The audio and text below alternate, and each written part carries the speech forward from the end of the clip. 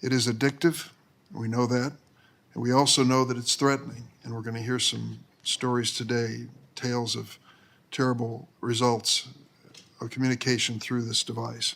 The online world offers tremendous opportunities and benefits, but it's a serious risk and danger to our kids. In almost every aspect of the real world, child safety is a top priority. We lock the door and teach our kids not to talk to strangers. But in the virtual world, criminals and bullies don't need to pick a lock or wait outside the playground to hurt our kids. They only have to lurk in the shadows online of Facebook and Snapchat. In those shadows, they can bully, intimidate, addict, or sexually exploit our kids right in our own homes. I'd like to turn to a brief video at this point about the risks our children face. A new report points to teens' use of social media and smartphones as a potential cause of mental distress. The American Academy of Pediatrics and the American Academy of Child and Adolescent Psychiatry declared a national mental health emergency. This is a phenomenon that we haven't seen before. In 5th grade, literally every single one of my classmates had a phone at that time. Right. YouTube. Like, I couldn't live without it. Social media is its own world. Increasingly, we're leaving a trail of digital crumbs as we go through life because the internet's becoming the basis for social discourse, for commerce, for healthcare, for entertainment. Mr. Zuckerberg, would you be comfortable sharing with us the name of the hotel you stayed in last night? No. I think that may be what this is all about. Any society that fails to protect its children has lost their way. We are the Phoenix 11. Sexually abused as children, reduced to child sex abuse images, And stripped of our dignity and humanity. We are survivors of sexual torture, child rape, erotic photo pedophile shoots, sleepovers, elementary school sex shows, streaming BDSM, and twisted sexual desires, whose digital images were trafficked worldwide. Hear our voice, see our strength, Answer our call. We will not be stopped. We will not be silent.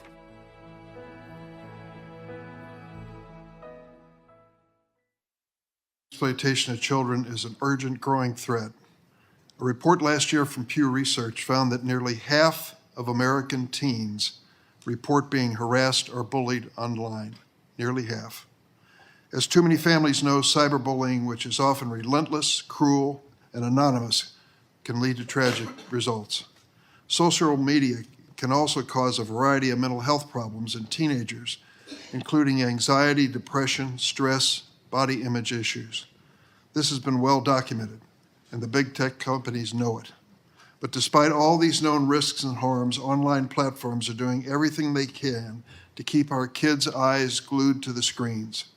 In the process, they're vacuuming up tons of data they can use to build profiles and target our kids with even more ads and content.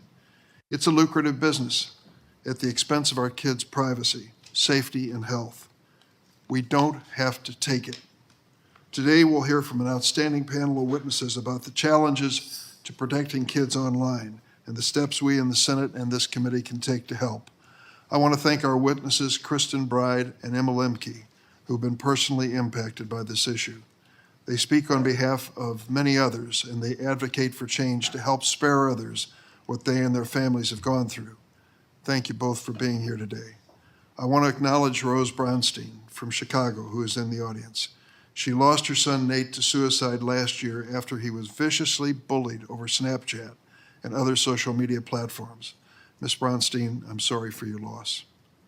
We're also joined by experts representing the National Center for Missing and Exploited Children, law enforcement, the American Psychological Association, and the advocacy organization Fair Play. The big tech platforms are not here today, but don't worry, they'll have their chance. We'll invite their leaders to appear before this committee soon to discuss how they can be part of the solution instead of the problem. Today's discussion builds upon years of important work by this committee. Ranking Member Graham held important hearings on this issue when he chaired the committee. I thank him for his partnership in organizing today's hearings. We consider it a bipartisan call to action. There are a number of worthwhile legislative proposals to protect our kids, such as the Earn It Act, which enjoys strong bipartisan support in this committee. Additionally, for months, I've been working on a comprehensive bill to close the gaps in the law and crack down on the proliferation of child sex abuse material online, the Stop CSAM Act. Today, I'll be releasing a discussion draft of this legislation, and I hope to move forward with it soon. I also want to acknowledge, she's here now, both senators are here now, Senators Blumenthal and Blackburn of this committee, who've been leaders on this issue in another committee, the Commerce Committee, for a long time. I look forward to hearing our witnesses' ideas for reform, and I hope they can provide the basis for advancing legislation. Like we do in the real world, we need to protect our kids in the virtual world. This is not a partisan issue. It's an issue that keeps parents and children up at night. It deserves the attention of this committee and this Congress, and it deserves action. I now turn to the ranking member, Senator Graham. Thank you, Mr. Chairman. One, I want to congratulate you for calling this hearing. It couldn't come at a better time. It's a great panel. I want the people testifying to understand that we're all listening to you, that all of our ears are open and our hearts are open to try to find solutions. This is the one thing I think unites most Americans, is that most of them feel helpless. The American consumer is virtually unprotected from the adverse effects of social media. That needs to, and I think will, change. How do you protect the consumer? Well, you have regulatory agencies that protect our food and our health in general. In this space, there are none. You have statutory schemes to protect the consumer from abuse. In this space, there are none. You can always go to court in America if you feel like you've been wronged, except here.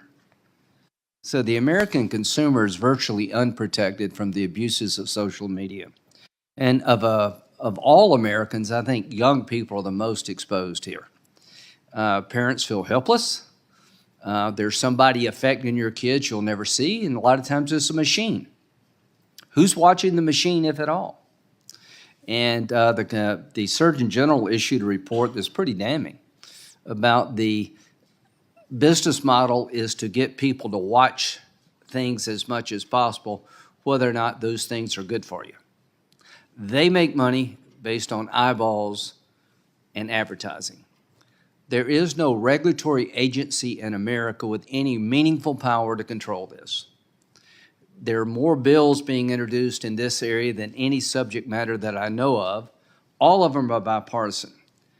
So I want to add a thought to the mix, Mr. Chairman. I'm working with Senator Elizabeth Warren from Massachusetts.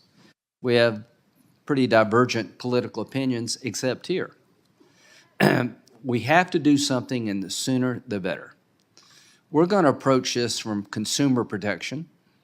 We're going to look at a digital regulatory commission that would have power to shut these sites down if they're not doing best business practices to protect children from sexual exploitation online. There are 21 million episodes last year of sexual exploitation against children. It was 1,140,000, I think, in 2014. This is an epidemic. It is a mental health crisis, particularly for young teenage girls. And we have no system in place to empower parents and empower consumers to seek justice, to fight back, and protect themselves. That's going to change in this Congress, I hope. So, Mr. Chairman, I look forward to working with you. I know Senator Blackburn has been very involved in the privacy space. I've worked with Senator Blumenthal on the Earn It Act.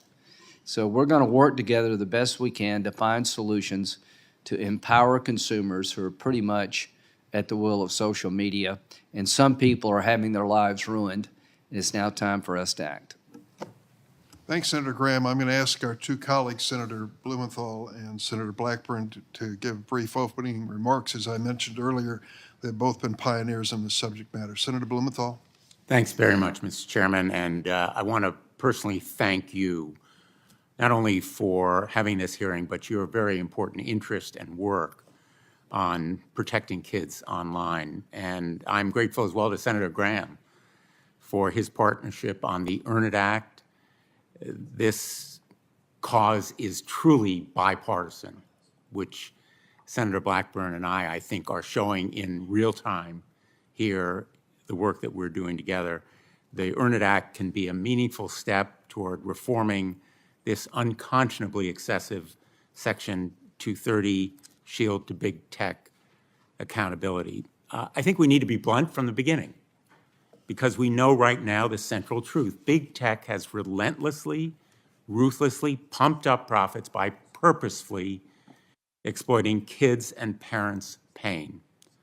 Young people like Emma Lemke have been victims of big tech's hideous experiment, as President Biden rightly called it.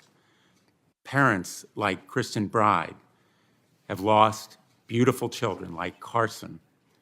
Parents whose tears and raw grief as you came to see me in my office have moved me with heartbreaking power. But beyond heartbreak, what I feel is outrage. Outrage at inaction, Congress's inexcusable failure to pass the bill that you advanced courageously and eloquently, the Kids Online Safety Act. Outrage at big tech, pillaging the public interest with its armies of lobbyists and lawyers, despite their pledges of collaboration. Outrage that you and other victims must relive the pain and grief that break our hearts and should finally be a moral imperative to action. We came so close last session. We need to seize this moment. We face a public health imperative, not just a moral reckoning. Our nation is in the midst of a mental health crisis. If you have any doubt about it, read the latest CDC survey that says 3 out of 5 girls in America experience deep depression, sadness, and helplessness that drives many of them to plan suicide. It's a public health emergency, egregiously and knowingly exacerbated by big tech, aggravated by toxic content on eating disorders, bullying, even suicide, driven by big tech's black box algorithms, leading children down dark rabbit holes. We have to give kids and parents, yes, both kids and parents, the tools, transparency, and guardrails they need to take back control over their own lives. And that is why we must and we will double down on the Kids Online Safety Act. After 5 extensive hearings last session with Senator Blackburn at our Commerce Consumer Protection Subcommittee, and I thank Senator Maria Cantwell for her leadership. After deeply painful conversations with young people and parents like Emma and Kristen, after testimony from brave whistleblowers like Frances Haugen, who presented documents, not just personal anecdotes, but smoking gun proof that Facebook calculatingly drove toxic content to draw more eyeballs, more clicks, more dollars, more profits. After Facebook hid this evidence from parents, even misled us in Congress, it's big tobacco's playback and playbook all over again. The evidence of harm is heartbreakingly abundant. Beyond any reasonable doubt, action is imperative now, and I think these brave victims at our hearing ought to provide the impetus and momentum. Right now, urgently, the Kids Online Safety Act can be a model for how bipartisan legislating can still work, a message to the public that Congress can still work. We need to reform Section 230. Senator Graham and I are working on the Earn It Act. I commit that we will work on major Section 230 reform, and it will be bipartisan. This mental health crisis will persist, take more young lives, unless Congress cares more about the Kids Online Safety Act than it does about big tech. It's urgent that we move forward And I am haunted by what one parent told me, and all of us, in advocating for the Kids Online Safety Act. She said, Congress must act. It's a powerful call to action. And she asked, how many more children have to die before we make them a priority? Now is the time. Let's pass it.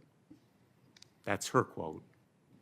Mine is, Congress needs to act and heed that call and do it now. Thank you, Mr. Chairman. Thank you, Senator Blumenthal. Senator Blackburn. Thank you, Mr. Chairman. Thank you for calling the hearing today. I appreciate that you and Senator Graham are turning attention to this. As many of you in the audience know, this is something that Senator Blumenthal and I have worked on for quite a period of time. We started on this about 3 years ago.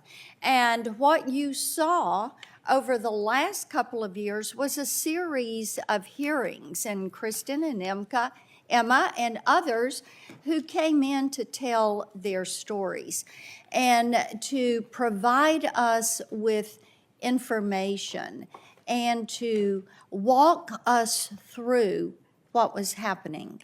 So we have heard from parents and kids and teachers and pediatricians and child psychologists who are all looking at us and saying, this is an emergency.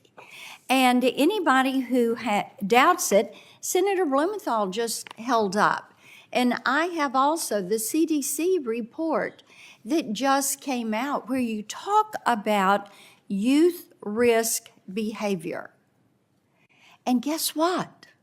Social media is one of those items that is a part of that risk. And we have just taken to heart, we've listened to not only the testimony in the hearings, but to many of you that came separately to our offices to talk to us and to say, this is our experience. And we want somebody to know about this because something needs to be done. It is almost as if these social media platforms are operating in the days of the Wild West, and anything goes. And when these children are on these platforms, they're the product. They're the product. Their data is taken. That data is monetized, and then it is sold to the advertisers who are going to feed more information to these children. And we've come up with this Kids Online Safety Act. Now, we got close last time, and we almost got it through the finish line, and we didn't. So, new Congress, a new start on this, and we're so pleased that Judiciary Committee is working with us, with Commerce Committee, and we hope to get it on. There are some things that ought to be a given. These social media platforms ought to be required to make these platforms safer by default. Not just safer if you go through the 20 next steps, but safer by default. That ought to be required. We should also have a requirement that these platforms have to do independent audits, go through independent audits, not their research. Now, some of you have said in these hearings we've done, and you've heard these social media companies say, well, we're always auditing ourselves. But whoever knows what that audit shows? Not you, not me. Nobody knows. They like to keep that to themselves because, as Senator Blumenthal has said, eyeballs on that site for a longer period of time, it's more money, money, money in the bank. And who pays that price? Our kids. Our kids. Our legislation was supported by 150 different groups.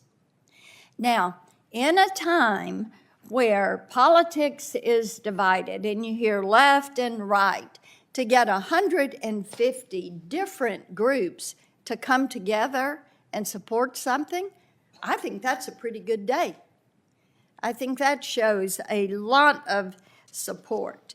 So we realized that much of the reason these groups were coming out and supporting the transparency and the accountability and the duty of care was because they realized talking to these social media platforms was like talking to a brick wall. They could not get a response. And because of that, something different was going to have to be done.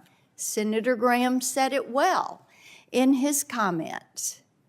It is imperative that we take an action because this is a health emergency.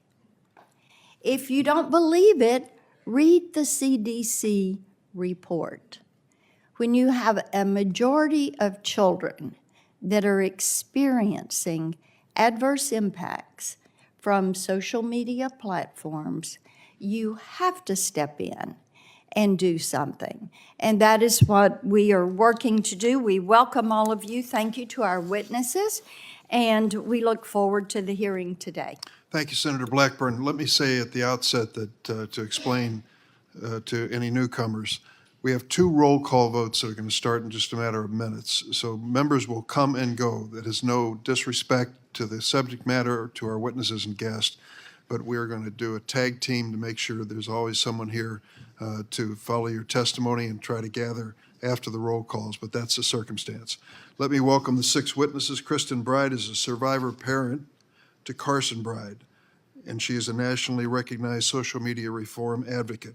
Founding member of the Screen Time Action Network Online Harms Prevention Group, she advocates for online safety for kids. Member of the Council for Responsible Social Media, she collaborates with other organizations to raise awareness and advocate legislation to hold big tech accountable. Anna Lemke, she's from Birmingham, Alabama, second-year political science major at Washington University in St. Louis, and the founder of Log Off, a youth movement that works to uplift and empower young people to tackle the complexities of social media. Ms. Lemke has also co-founded Technically Politics, a youth lobbying campaign dedicated to advocating greater regulation for big tech. Michelle DeLawn is President and Chief Executive Officer of the National Center for Missing and Exploited Children, and the first woman to lead this organization. During her 2 decades at NCMEC, Ms. DeLawn has witnessed firsthand evolving threats to our kids, including the explosion of child sexual exploitation online. John Pizarro serves as CEO of Raven, advocacy group that focuses on protecting kids from exploitation and supporting those who fight for them. Previously, Mr. Pizarro spent 25 years in the New Jersey State Police, with the last 6 years as commander of their Internet Crimes Against Children Task Force. There, he led a team of 200 individuals and 71 law enforcement agencies. They apprehended over 1,500 people who preyed on innocents. Dr. Mitch Prinstein, is Prinstein or Prinstein? Prinstein? Dr. Mitch Prinstein, Chief Science Officer for the American Psychological Association, responsible for leading their scientific agenda. Before assuming this post, he was the John Van Cedars Distinguished Professor of Psychology at University of North Carolina at Chapel Hill. His research is focused on adolescent interpersonal experience and psychological symptoms, including depression. Josh Golan, Executive Director of Fair Play, the leading independent watchdog of children's media and marketing industries. Fair Play holds companies accountable for their harmful marketing and platform design choices, advocates for policies to protect children online. In his role, Mr. Golan regularly speaks to parents, professionals, and policymakers about how to create a healthier environment. After we swear in the witnesses, each will have 5 minutes for opening statements. Then senators will have rounds of questions. So first, let me ask that all the witnesses stand to be sworn in. Please raise your right hand. Do you swear or affirm the testimony you're about to give before this committee will be the truth, the whole truth, and nothing but the truth, so help you God? Let the record reflect that the witnesses have answered in the affirmative. Ms. Bride, please, if you will, start our round. Thank you, Chairman Durbin, Ranking Member Graham, and members of the committee. My name is Kristen Bride. I am a survivor parent and social media reform advocate and member of the Bipartisan Council for Responsible Social Media. I am testifying here today to bring a face to the harms occurring every day resulting from the unchecked power of the social media industry. This is my son, Carson Bride, with the beautiful blue eyes, an amazing smile, and great sense of humor, who will be forever 16 years old. As involved parents raising our two sons in Oregon, we thought that we were doing everything right. We waited until Carson was in 8th grade to give him his first cell phone, an old phone with no apps. We talked to our boys about online safety and the importance of never sending anything online that you wouldn't want your name and face next to on a billboard. Carson followed these guidelines, yet tragedy still struck our family. It was June 2020. Carson had just gotten his first summer job making pizzas, and after a successful first night of training, he wrote his upcoming work schedule on our kitchen calendar. We expressed how proud we were of him for finding a job during the pandemic. In so many ways, it was a wonderful night, and we were looking forward to summer.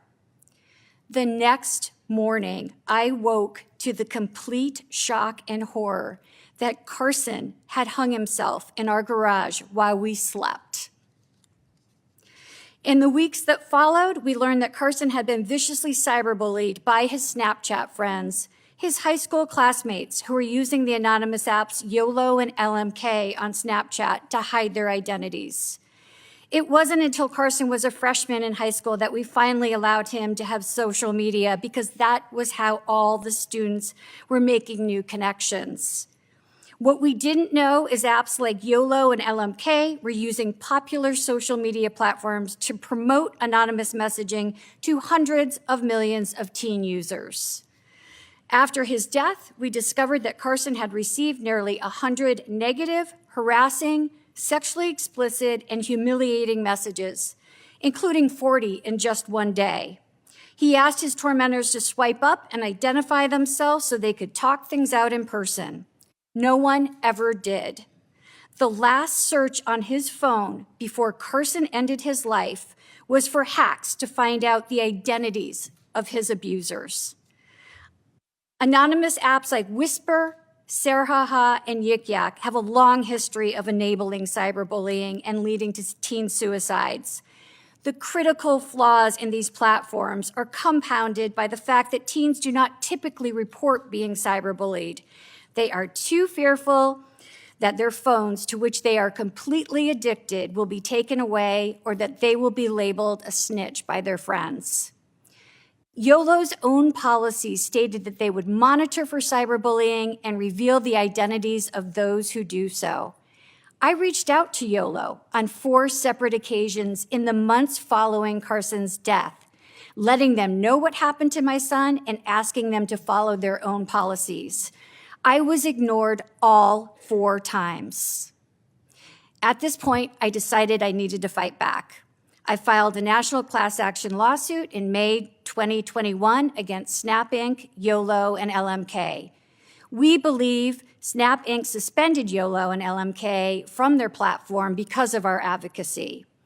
However, our complaint against YOLO and LMK for product liability design defects and fraudulent product misrepresentation was dismissed in the Central District Court of California last month, citing Section 230 immunity.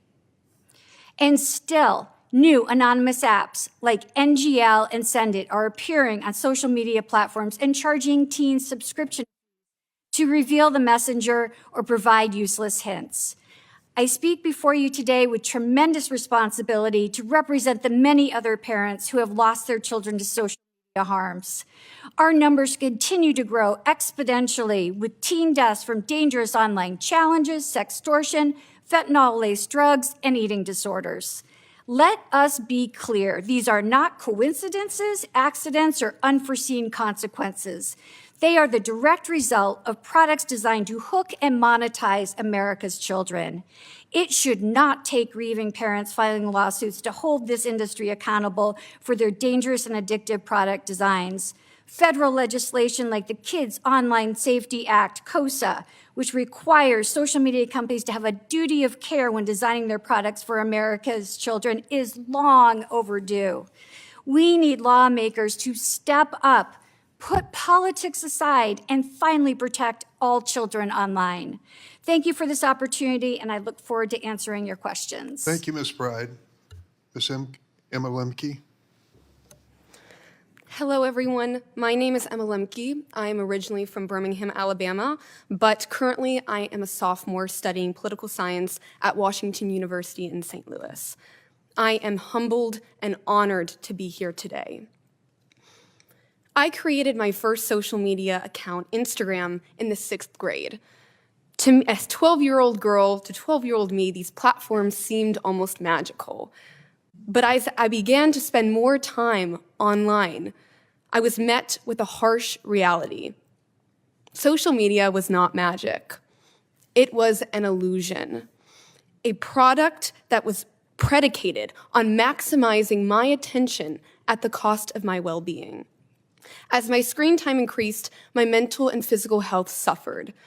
The constant quantification of my worth through likes, comments, and followers heightened my anxiety and deepened my depression.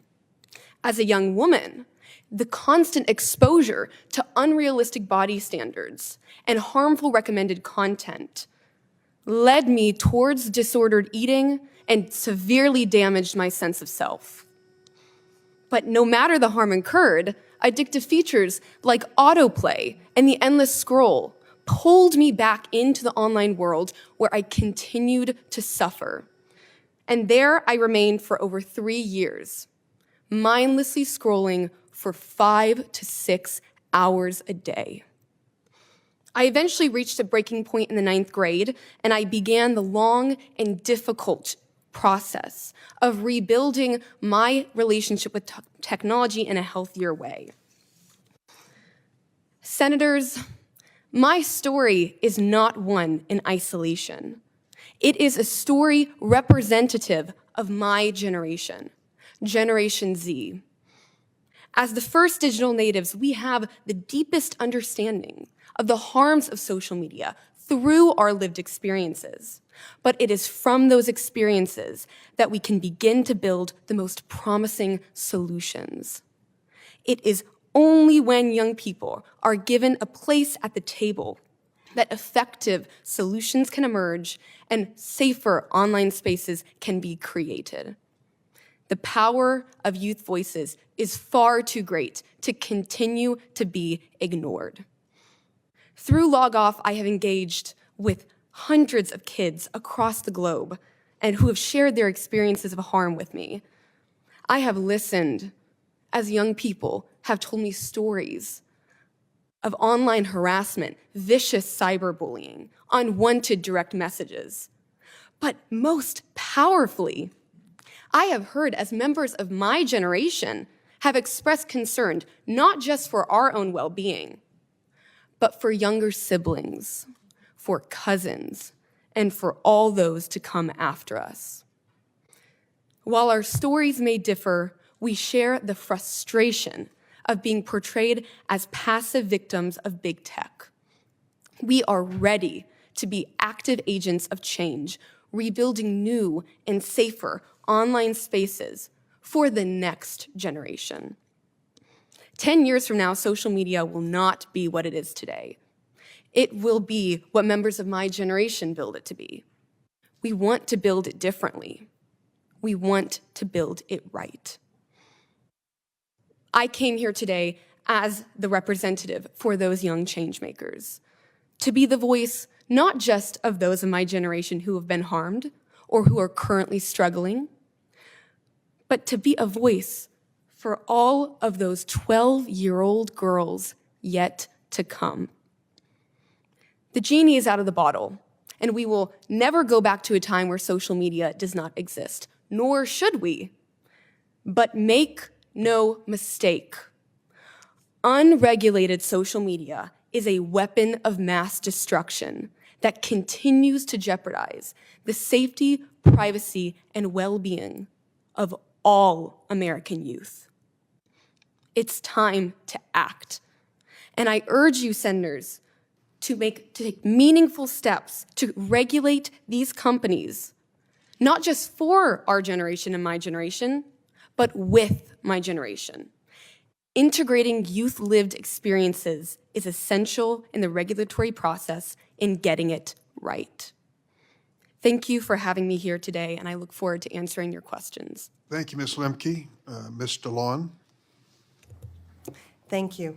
Good morning, Chairman Durbin, Ranking Member Graham, and members of the committee. My name is Michelle DeLon, and I am the President and CEO of the National Center for Missing and Exploited Children. NCMEC is a nonprofit organization created in 1984 by child advocates to help find missing children, reduce child sexual exploitation, and prevent child victimization. I'm honored to be here today to share NCMEC's perspective on the dangers that are facing children online and how we can work together to address these challenges. We have reached an inflection point in efforts to combat online child sexual exploitation, and we need congressional intervention to pass legislation that I'll be speaking to today. Last year, NCMEC's Cyber Tip Line received over 32 million reports.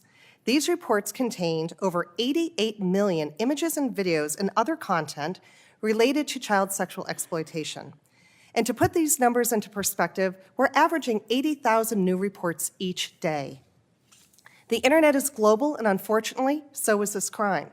90% of the reports that we received last year related to individuals outside of the United States, and the remaining reports, about 3.2 million, related to U.S. individuals. The report numbers are staggering, but the quality of reports is often lacking, and there are significant disparities in how companies report. For instance, companies have no duty to report child sex trafficking or online enticement of children. Some companies choose not to report sufficient information for those cases to be properly assessed and investigated. And some companies choose not to submit actual images or the videos actually being reported, or any information that could be used to identify a suspect or a victim. And we're just seeing the tip of the iceberg. Very few companies choose to engage in voluntary measures to detect known child sexual abuse material. And those who do proactively look for that make the most reports. Congress has the opportunity to send a powerful message to victims that they are not powerless to protect themselves, and when abuse imagery of themselves has been shared online. Currently, child victims have no recourse if a tech company takes no action to stop, remove, and report sexually explicit imagery in which they are depicted. At the core of NCMEC's mission is helping children and supporting survivors. And we do a lot to support survivors, but we need Congress to help address the complexities that survivors face in this space. The following legislative measures are urgently needed to support survivors. Laws that require that content seized by federal law enforcement from offenders be sent to NCMEC for victim identification efforts and supporting restitution efforts. Laws enabling child victims of extortion and enticement to have immunity when reporting their images to NCMEC. Laws enabling minor victims to have legal recourse if a tech company knowingly facilitates the distribution of their sexually abusive imagery. Regulations to implement the remedies promised to survivors in 2018 when the Amy, Vicky, and Andy Act was passed by Congress. And laws to make sure that we are using the appropriate words when we're discussing these crimes. Child sexual abuse material, not child pornography. And while we struggle to address the current volume and complexity of online child sexual exploitation, additional threats to child safety online are occurring. When a platform implements end-to-end encryption, no one, not even the platform itself, has visibility into users exploiting children. We believe in a balance between user privacy and child safety. When tech companies implement end-to-end encryption with no preventive measures built in to detect known child sexual abuse material, the impact on child safety is devastating. Several of the largest reporting companies have indicated that they will be moving to default end-to-end encryption this year. We estimate that as a result, 2/3 of reports to the cyber tip line submitted by tech companies will go away. And these reports will be lost simply because tech companies have chosen to stop looking for the material. And we can talk about our lost report numbers, but behind every report is a child. And the abuse doesn't stop just because we decide to stop looking for it. We look forward to working with Congress and other stakeholders on solutions. In closing, NCMEC is proud to support many excellent legislative initiatives from last Congress, including the Earn It Act, the End Child Exploitation Act, and the Preventing Child Sexual Abuse Act. And we look forward to working with Congress to ensure the legislative measures become law in the current term. I thank you for the opportunity to appear before the committee to discuss the protection of children online. We're eager to continue working with this committee, survivors and their families, the Department of Justice, engaged tech companies, and other nonprofits to find solutions to these problems. Because like you, we believe that every child does deserve a safe childhood. I thank you, and I look forward to your questions. Thank you, Ms. Salon. Mr. Pizzurro? Chairman Durbin, Ranking Member Graham, and distinguished senators, thank you for this opportunity to testify on protecting our children online.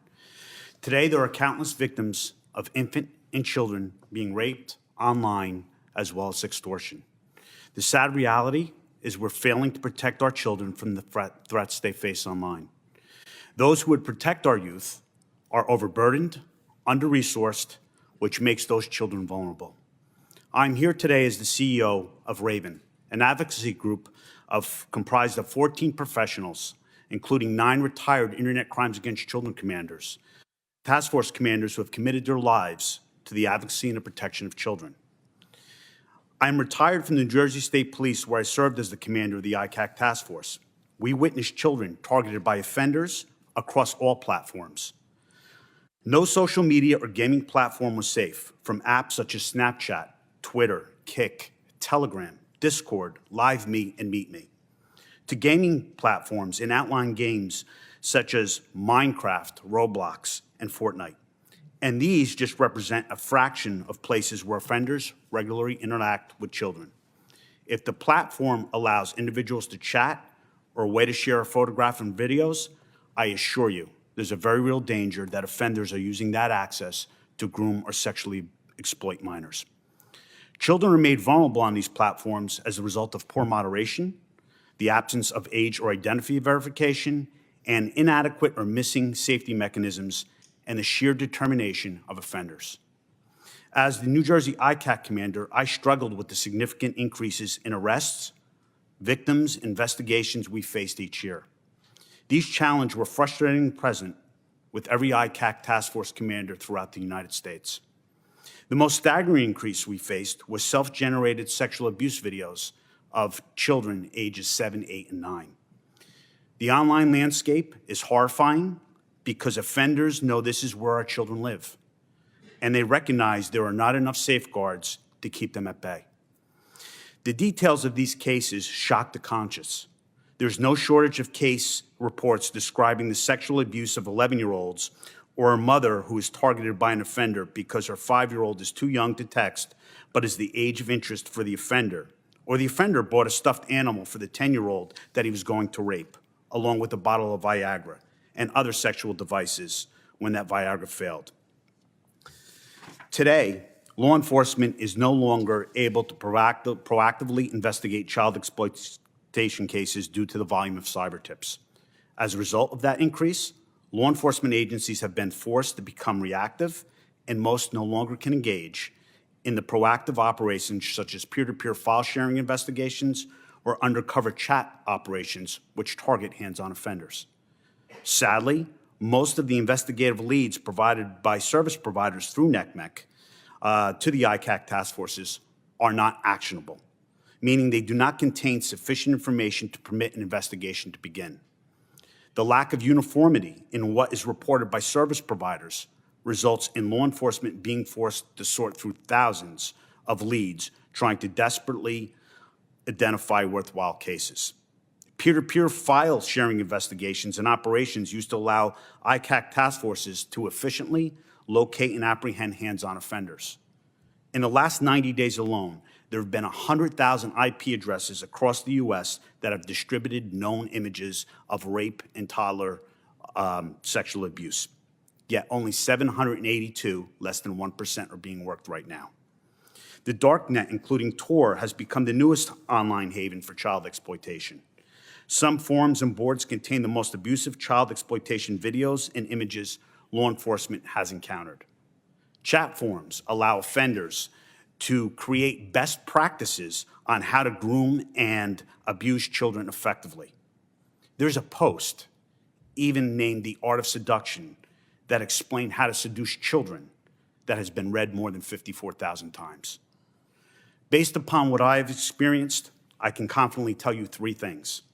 At the moment, the predators are winning, our children are not safe, and those who are fiercely committed to protecting them are drowning and will continue to do so unless we can get them the resources they need. I thank you for the opportunity to testify here today, and I welcome your questions. Thank you very much, Mr. Pizzurro. Dr. Prinstein. Good morning, Chairman Durbin, Ranking Member Graham, and members of the Judiciary Committee. Thanks for the opportunity to testify today. Psychologists are experts in all human behavior, and we've been studying the effects of social media scientifically for years. In my written testimony, I've detailed a variety of caveats, limitations, and clarifications that make it challenging as a scientist to offer causal statements about the effects of social media. In short, online activity likely offers both benefits and harms. Today, I wanted to discuss specific social media behaviors and features that are most likely to harm, and which youth may be most vulnerable. Unfortunately, some of these most potentially harmful features are built directly into the architecture of many social media applications, and kids are explicitly directed towards them. To date, we have identified at least 7 sets of results that deserve more attention to safeguard risk for children. I will briefly describe these here. But first, it's critical to understand that following the first year of life, the most important period for the development of our brains begins at the outset of puberty. And this is precisely the time when many are given relatively unfettered access to social media and other online platforms. In short, neuroscience research suggests that when it comes to seeking attention and praise from peers, adolescents' brains are all gas pedal with weak brakes.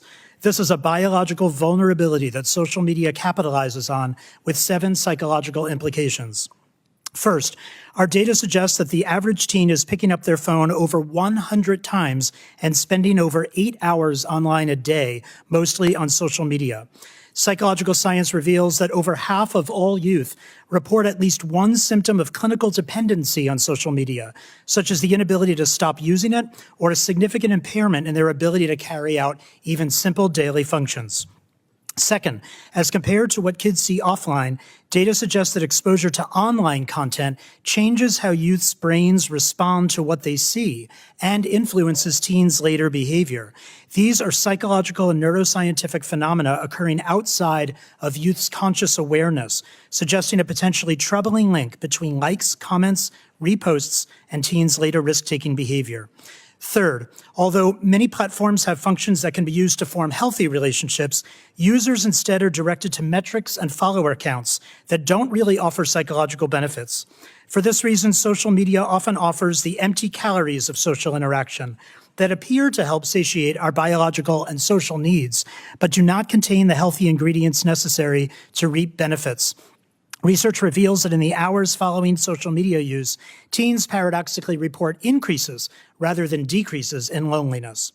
Fourth, data suggests that approximately half of youth experience digital stress, a phenomenon resulting from too many notifications across platforms, a fear of missing important social updates, information overload, and anxiety that their posts will be well received.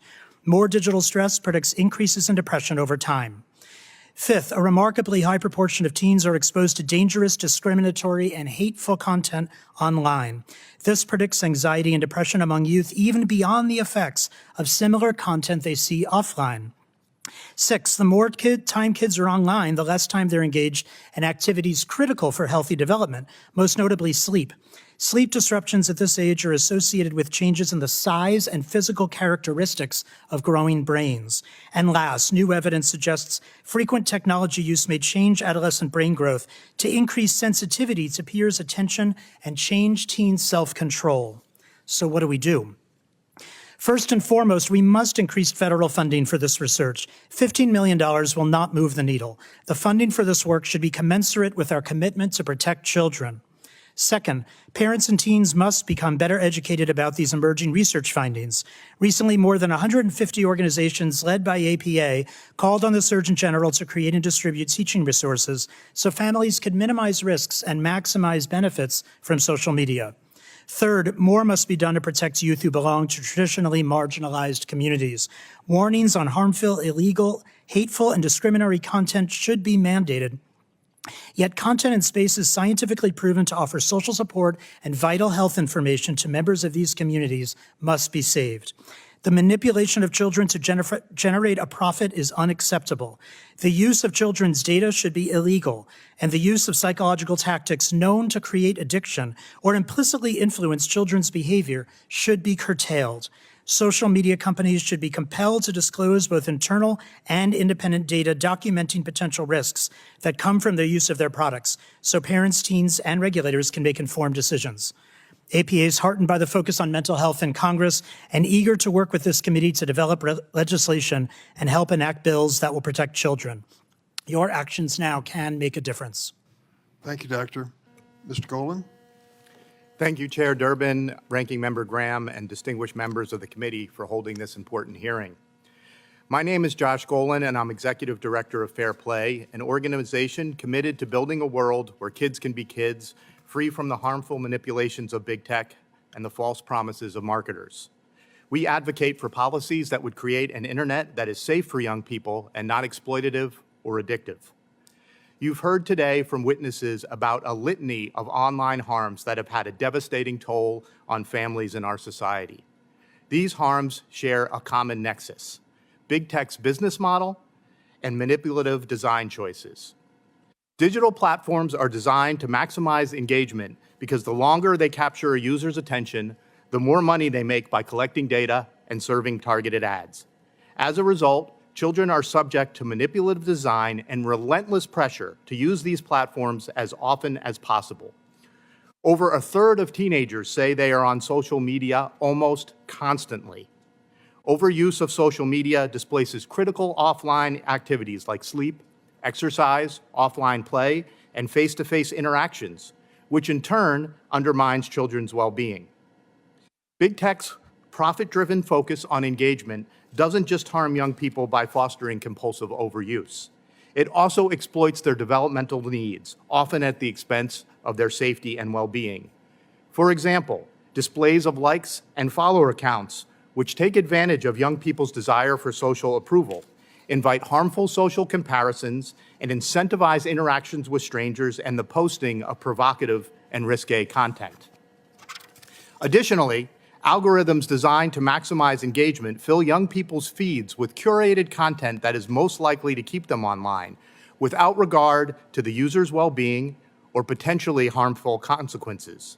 So on platforms like Instagram and TikTok, depressed teens are shown content promoting self-harm, and young people interested in dieting are barraged with content promoting eating disorders.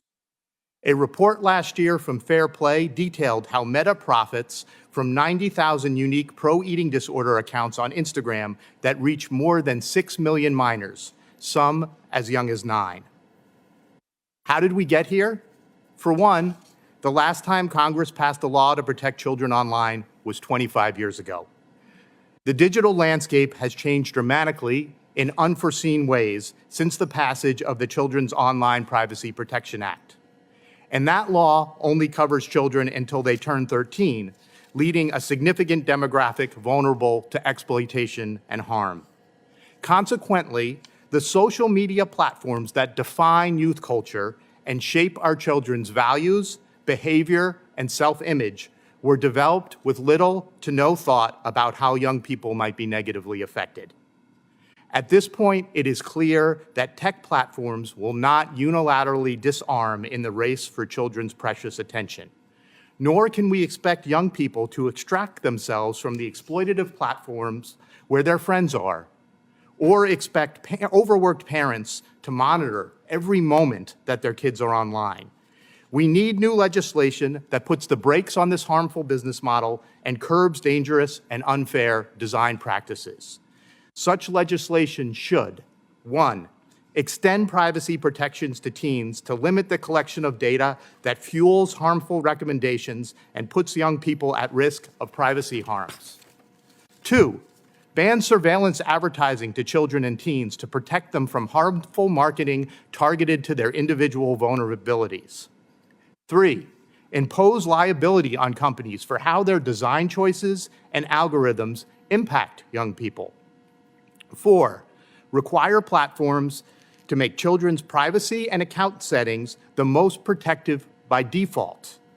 And finally, impose transparency requirements, including access to algorithms that enable outside researchers to better understand how social media impacts young people. Last Congress, the Kids Online Safety Act and the Children and Teens Online Privacy Protection Act, 2 bills which together would do all 5 of these things, advanced out of the Commerce Committee with broad bipartisan support. The committee votes followed a series of important hearings in the Senate Judiciary and Commerce Committees, as well as the House, that established a clear record of harm and the need for new online protections for young people.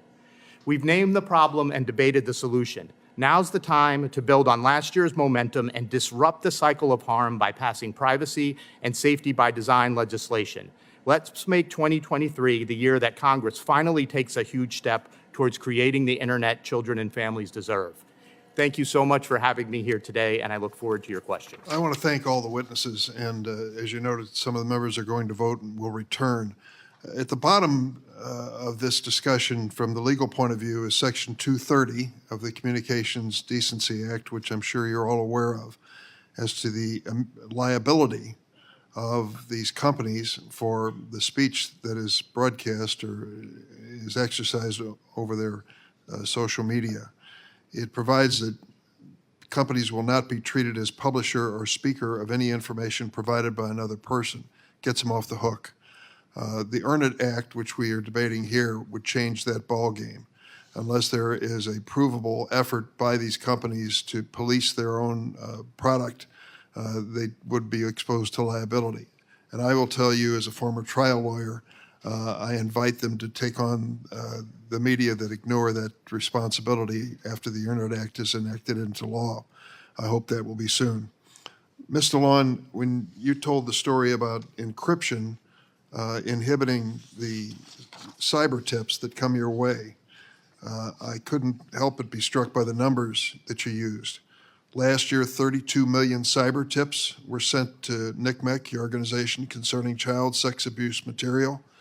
Upwards of 80% or 25 million of those would be lost if the companies adopt end-to-end encryption. Would you bring that explanation down to a level where liberal arts majors are with you?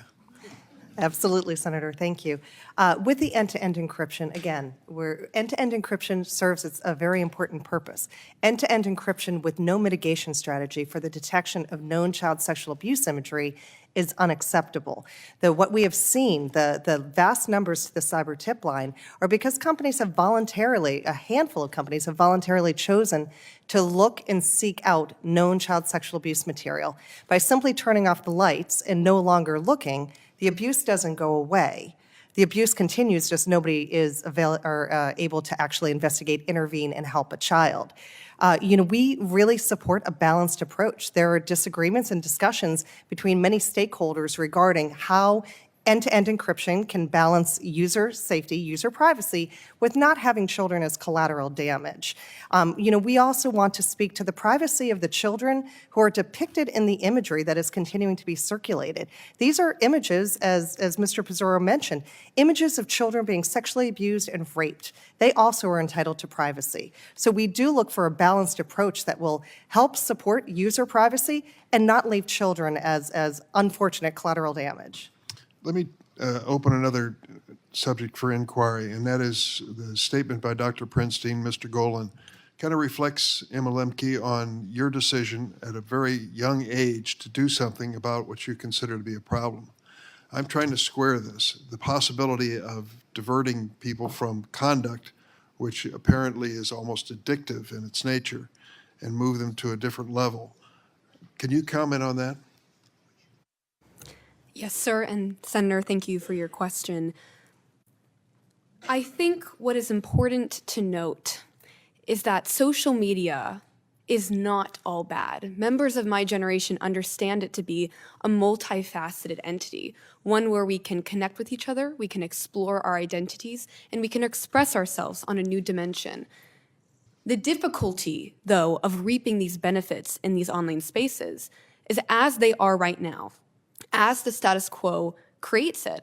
I, a 12-year-old girl, could go onto Instagram and research a healthy recipe and within seconds be fed pro-anorexic content. There are steps that companies can take to place meaningful safeguards so that this content does not harm young people and so that we can begin to go into these online spaces in a safer and more productive manner, reaping the benefits of a technological era. Dr. Prinstein, your comment on that? I agree. The adolescent brain is built to develop dopamine and oxytocin receptors in an area of the brain that makes us want to connect with peers, and it feels really good when we do.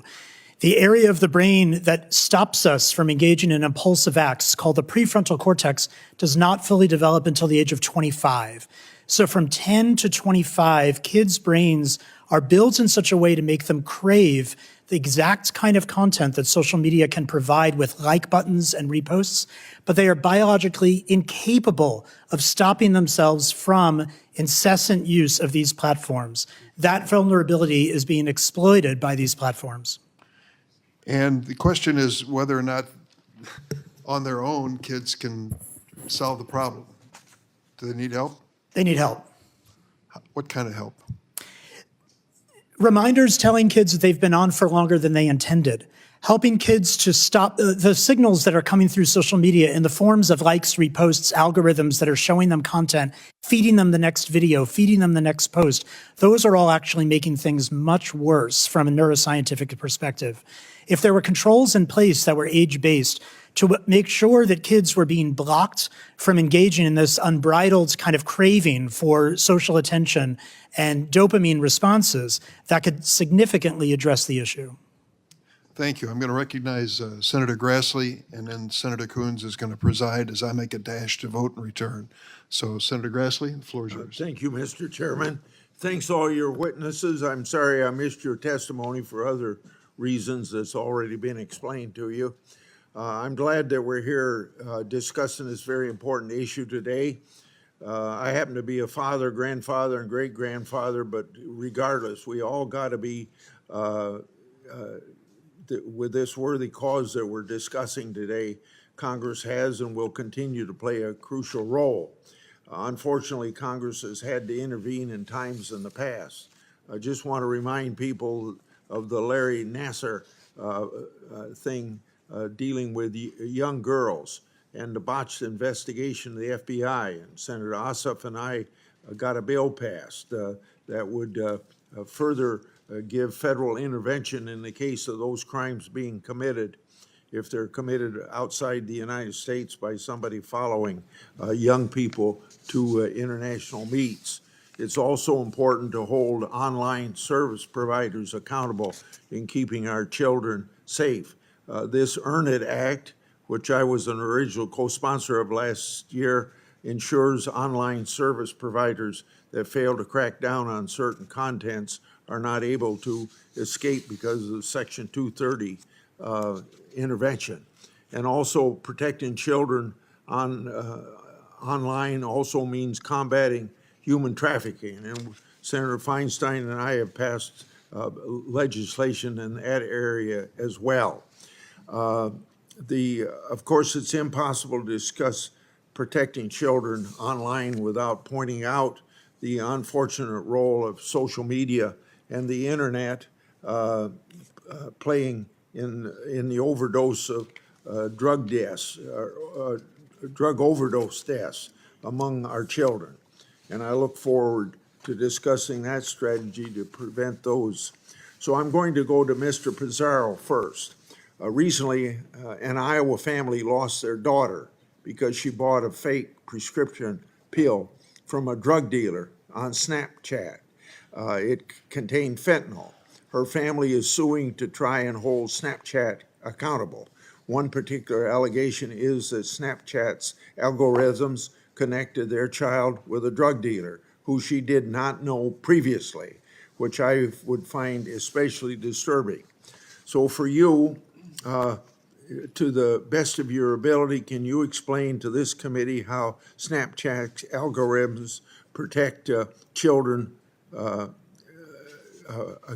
with drug dealers? Thank you, Mr. Grassley.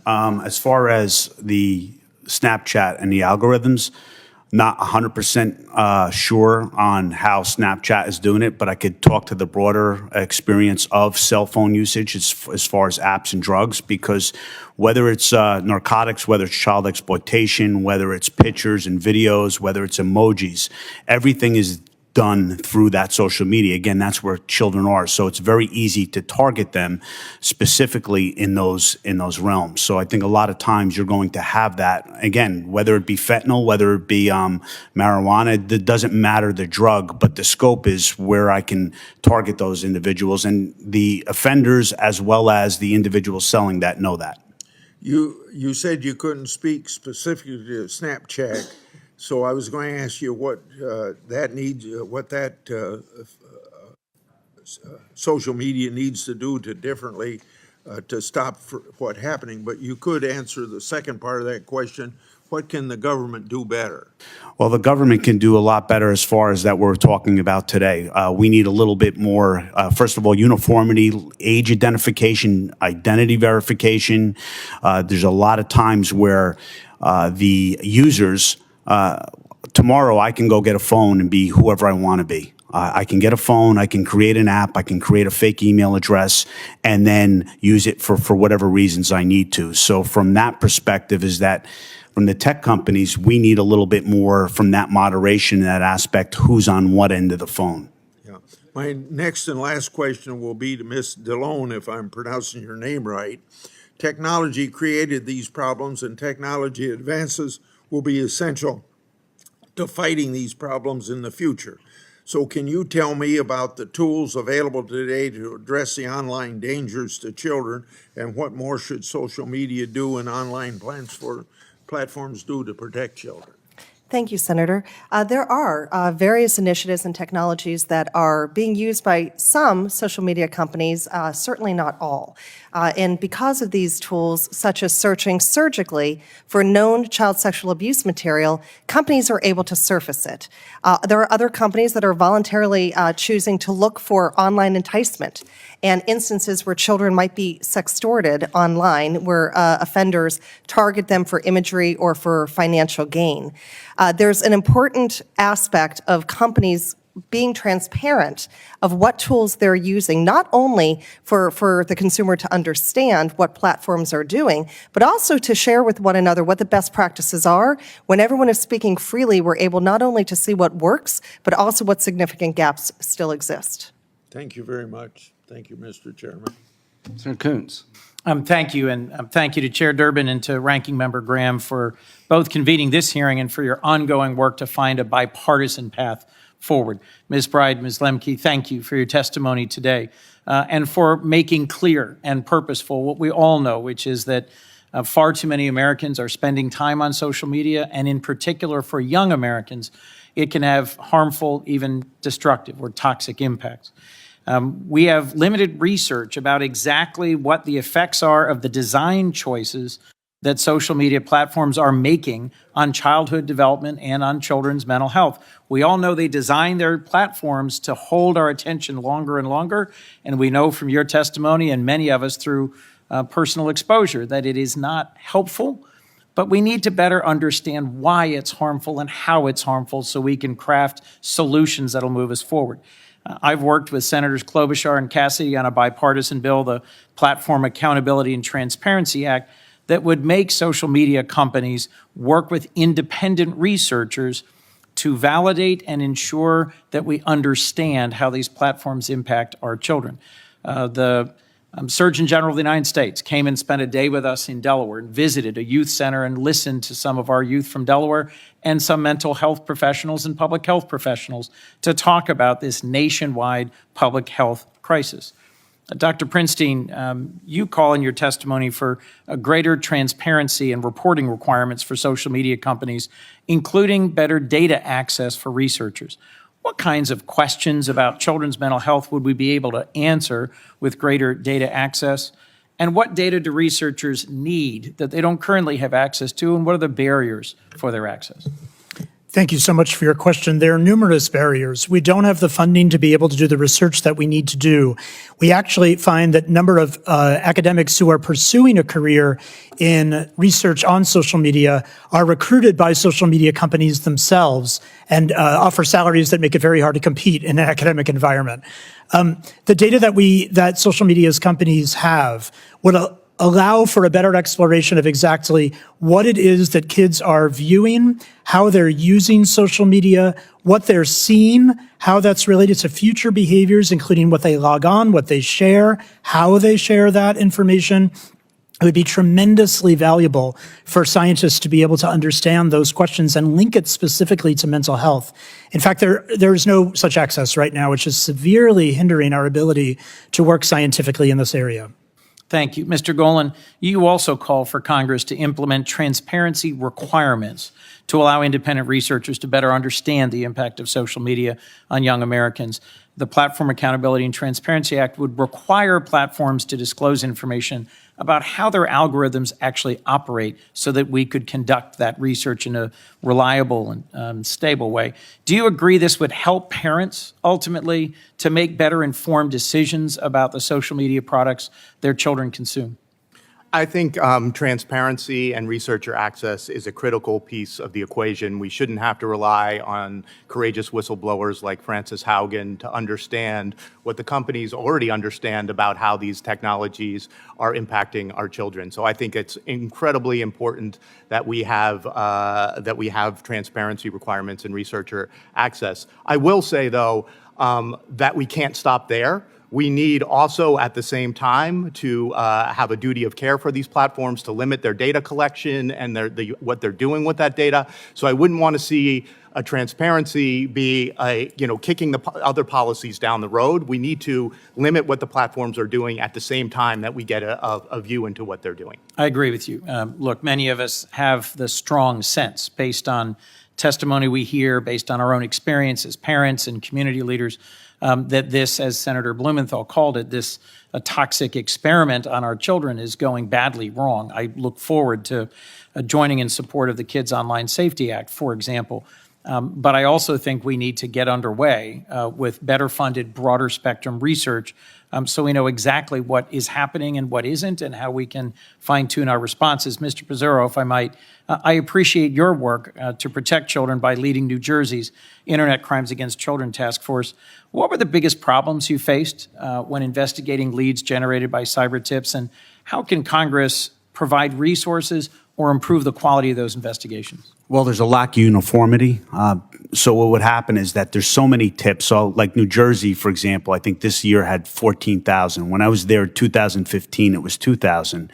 And the challenge is that there are tips within that will result in a significant arrest, but the challenge is the volume, and the ESP and the providers that are actually giving us that information do not give us that information. And if you go from a tip perspective, if I asked everyone in here who had an iPhone, we don't get any tips from Apple, right? So that's now double that. So I think those are the challenges. We need to have that better information. We need to have viability where we can actually protect witnesses. Last question, if I might. Ms. DeLon, in your testimony, you said most sextortion offenders are located outside the U.S. You mentioned particularly Nigeria and Cote d'Ivoire. How could we better work with international partners and law enforcement to combat this growing problem? Thank you, Senator. Yes, the problem with sextortion, we're seeing a rapid increase of exponentially more reports now regarding children who are being targeted for money. It's aggressive. We talk to these victims, we talk to their parents on the phone, and it's heartbreaking. There has been a coordinated effort amongst law enforcement to identify where these offenders are coming from. This is an organized crime syndicate. Certainly there are offenders all around the world. We are seeing that there's a criminal component Nigeria and Ivory Coast in some instances. And we're also working with the tech companies, because the tech companies, it takes all partners here to be able to find the solution, and sharing elements between companies, because offenders and children move from platform to platform. It's really important to be able to share that information so we can stop, intervene, make an adequate, good report that law enforcement would then be able to safeguard a child and hopefully hold an offender accountable. Thank you. Thank you all very much for your testimony. Senator Graham? Thank you all. It's been a very, very helpful hearing. Ms. Bride, after the tragic loss of your son, you complained to certain apps that allowed bullying without naming who the person was. Is that correct? Yes, Senator. And what response did you get? I reached out to YOLO, the anonymous app that was used to cyberbully my son. I told them what happened to my son, and I asked them to follow their policies, which required that they reveal the identity of the cyberbully. And I was ignored all 4 times. Okay. So you filed a lawsuit against these products, is that correct? Yes. You're alleging they were unsafe. Mm-hmm. Mr. Prinstein, is that right? Prinstein? Yes, I believe there are a number Wait of... a minute, let me ask a question first. Sorry. Do you believe these products are unsafe the way they're configured today for children? The research is emerging, but we have a number of reasons to think that some of the features that are built into social media indeed are conferring harm directly to children. Are you recommending to the committee that these social media companies put warning labels on their products like we do with cigarettes? I don't think that would hurt at all. Okay. Back to Ms. Bride. So you sued and you were knocked out of court because of Section 230, right? Yes. Okay. So how many of you, or Mr. Prinstein, are you a practicing psychologist, psychiatrist? I'm not. I'm a clinical psychologist. I'm not practicing at the moment. Okay. Do you have a license? I do. How many of you have a driver's license? Now, that can be taken away from you if you do certain things. Are any of these social media companies licensed by the government? The answer is no. Is it pretty clear that Section 230 prevents individual lawsuits against these social media companies? Everybody's nodding their head.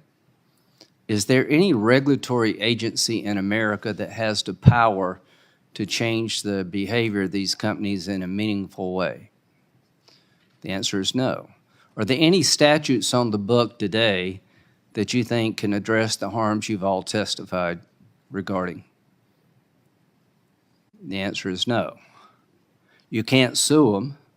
There's no agency with the power to change their behavior, and there's no laws on the books that would stop this abusive behavior. Is that a fair summary where we're at in 2023?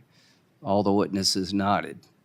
Do you think we can do better than that? Isn't that the reason you're here? The question is, why haven't we done better than that? Senator Blumenthal and I had a bill that got 25 votes on the Judiciary Committee. There are 25 of us. I can't think of any subject matter that would bring all 25 of us together. So, Mr. Chairman, in spite of all of our differences, let's make a pledge to these people. Ms. Lim, how do you say your last name? Lemke. Do you believe that your generation particularly has been let down? Yes, Senator, I do. And you worry about future generations even being more harmed? Yes, sir, every day. The behavior that we're talking about is driven by money in terms of social media. The more eyes, the more money, is that correct? So the financial incentive of the social media companies exists today to do more of this, not less. Everybody nodded in the affirmative. Mr. Bizzarro, you said of the platforms that sexual predators use, is Twitter one of them? Yes. Thank you. Every platform, I don't think there's a platform that I haven't seen used. Okay. So if we did a regulatory consumer protection agency to hold these people account, would that be a step in the right direction? I believe so, yes. If we change Section 230 to allow more consumer pushback, would that be a step in the right direction? Everybody nodded. If we pass the Online Child Protection Act and the Earn It Act, would that be a step in the right direction? Everybody nodded. Mr. Chairman, we know what to do. Let's just go do it.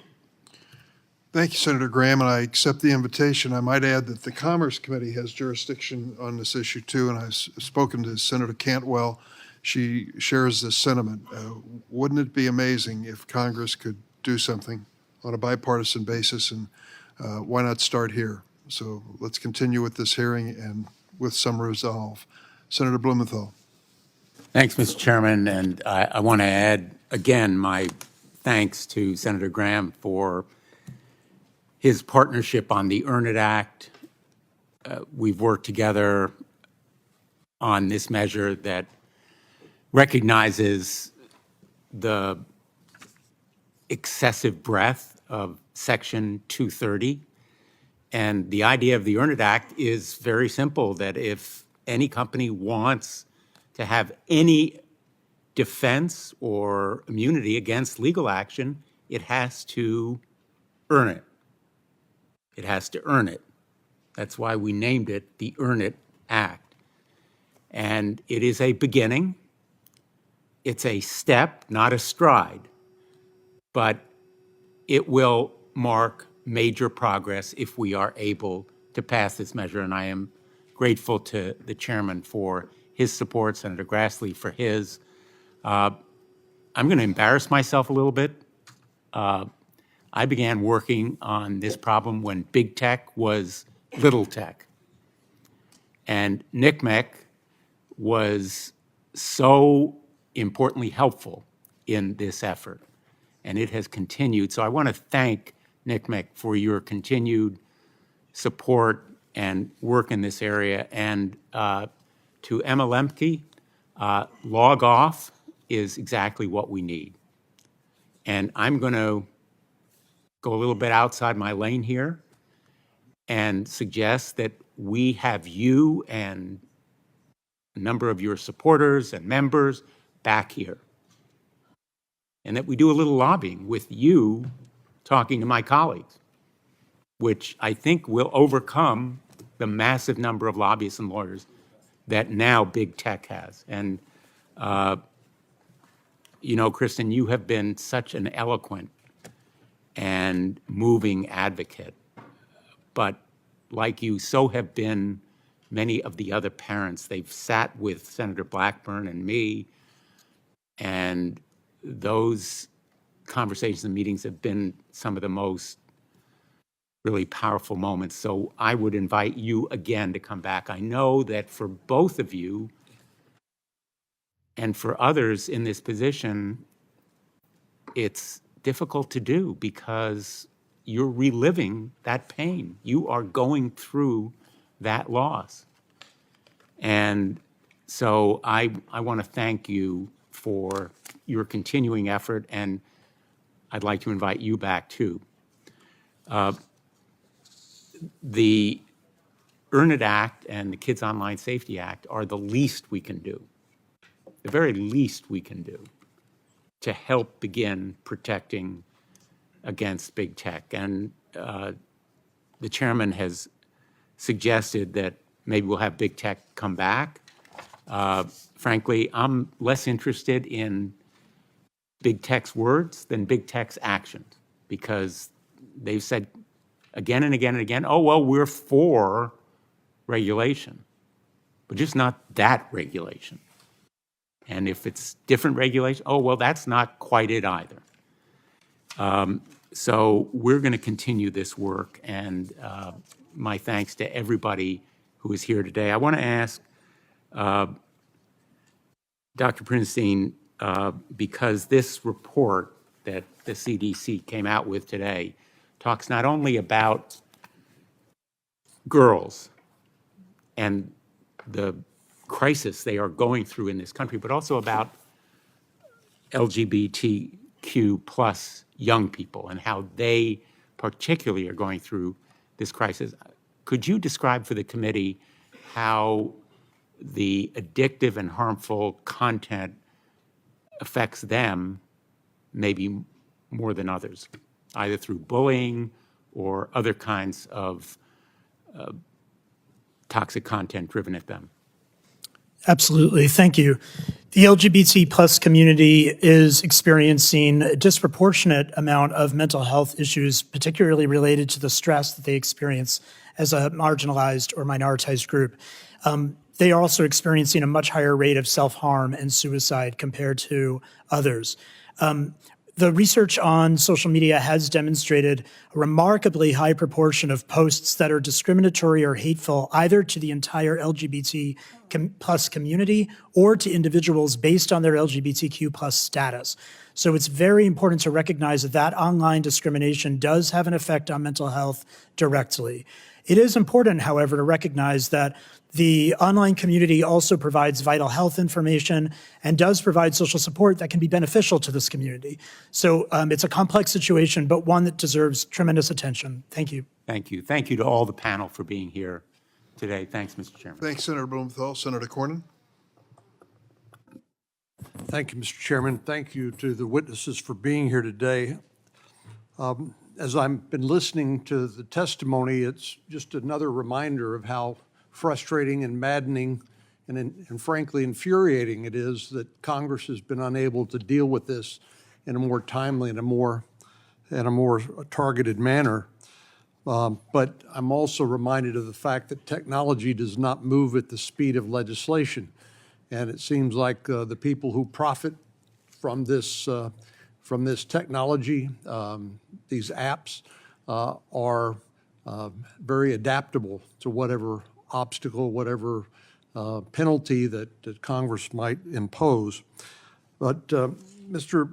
Peruzzo, I think it was you that made a comment. It really jumped out at me. You said we ought to make use of children's data illegal. Did you say that? I'm sorry, Senator. No, I didn't. Excuse me, Doctor, you said that. Okay.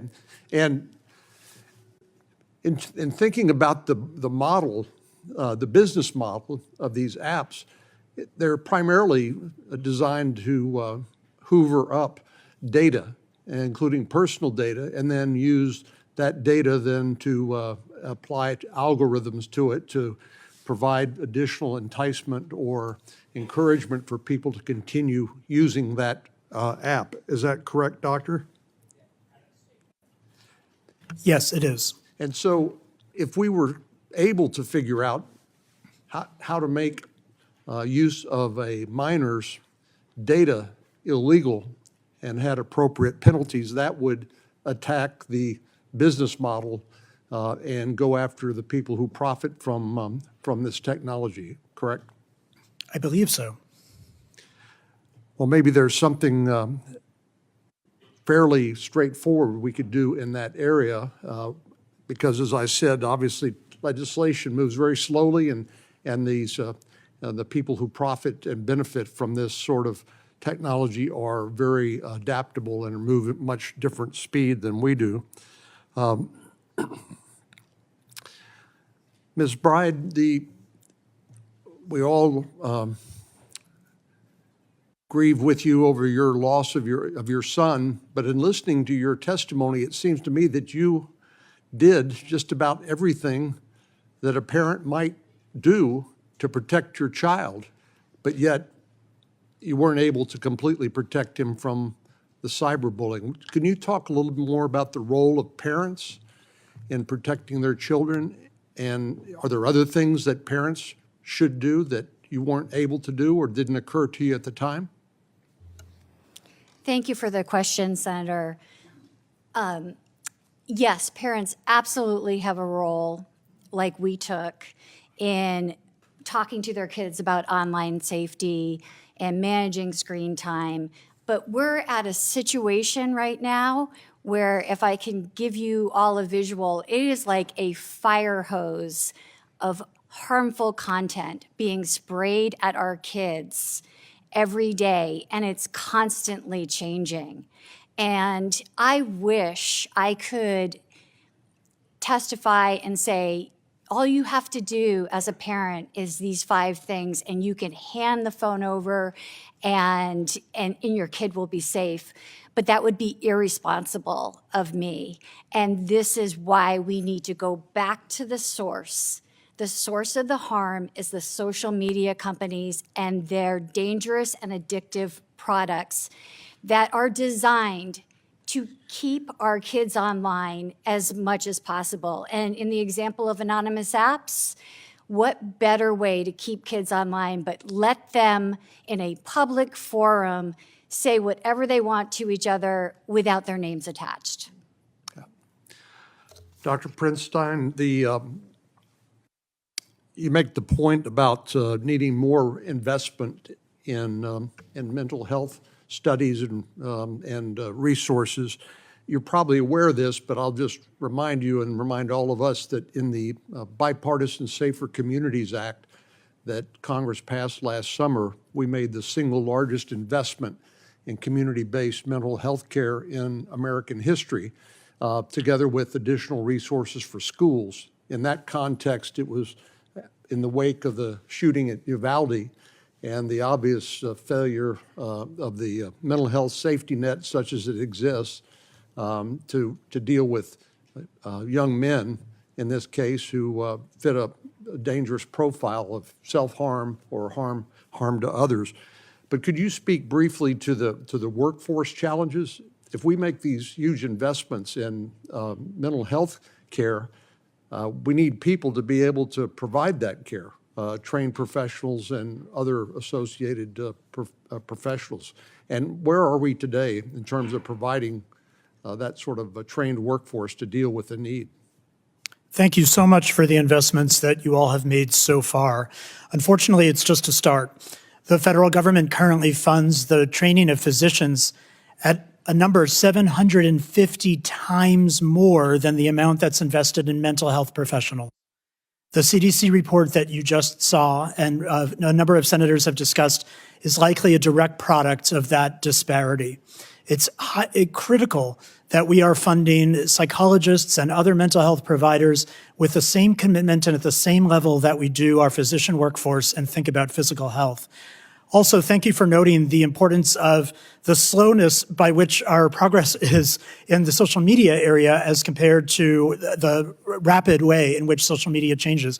This is also why a commitment to social media, research on the effects of social media on mental health is so urgent now, because for us to do a study to learn how social media will affect kids over many years, it will take many years to do that study. So we must start immediately investing much more in that research. Thank you. Thanks, Senator Cornyn. I'd also like to recognize the presence of former House Democratic leader Dick Gephardt and former Lieutenant Governor Healy of Massachusetts for being here today and their work on the Bipartisan Council for Responsible Social Media. Thank you for joining us. Senator Whitehouse.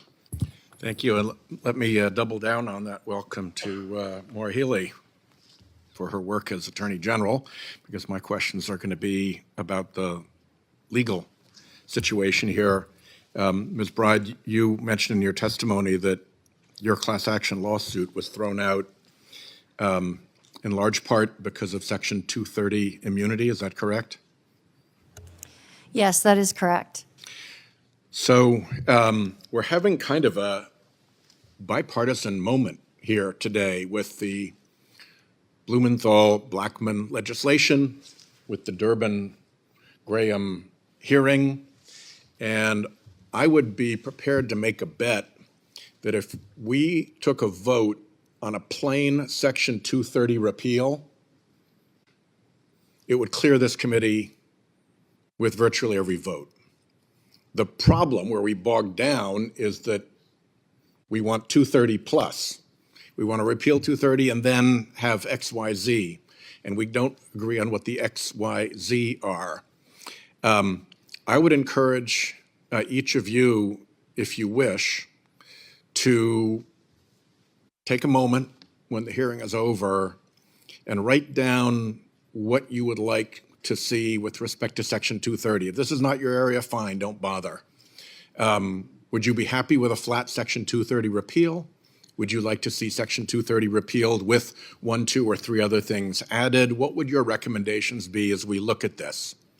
It strikes me that when you repeal Section 230, you revert to a body of law that has stood the test of hundreds of years of experience, hundreds and thousands of trials in courtrooms around the country.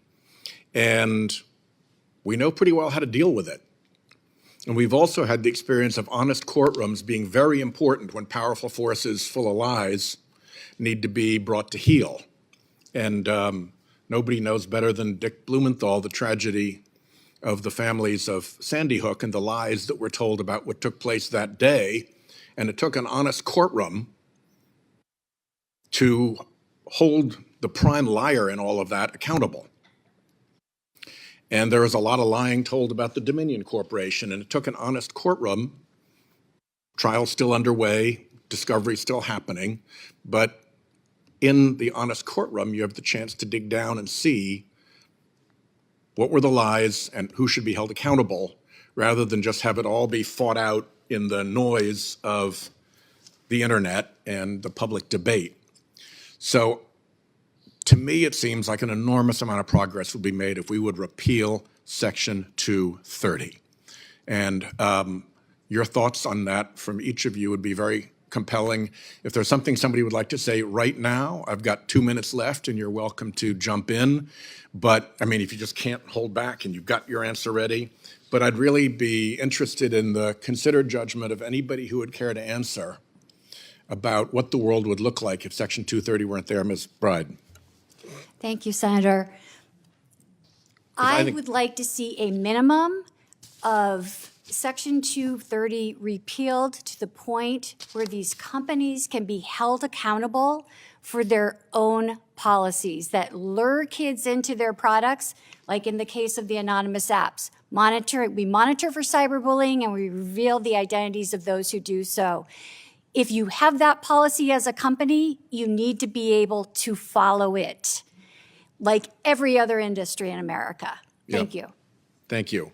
Yeah, the things we're looking at, I think, most closely here are, first, the company owns its own policies and ought to be accountable for them. That has nothing to do with something that pops up and then gets put on a platform, and when should they be accountable for what's on the platform.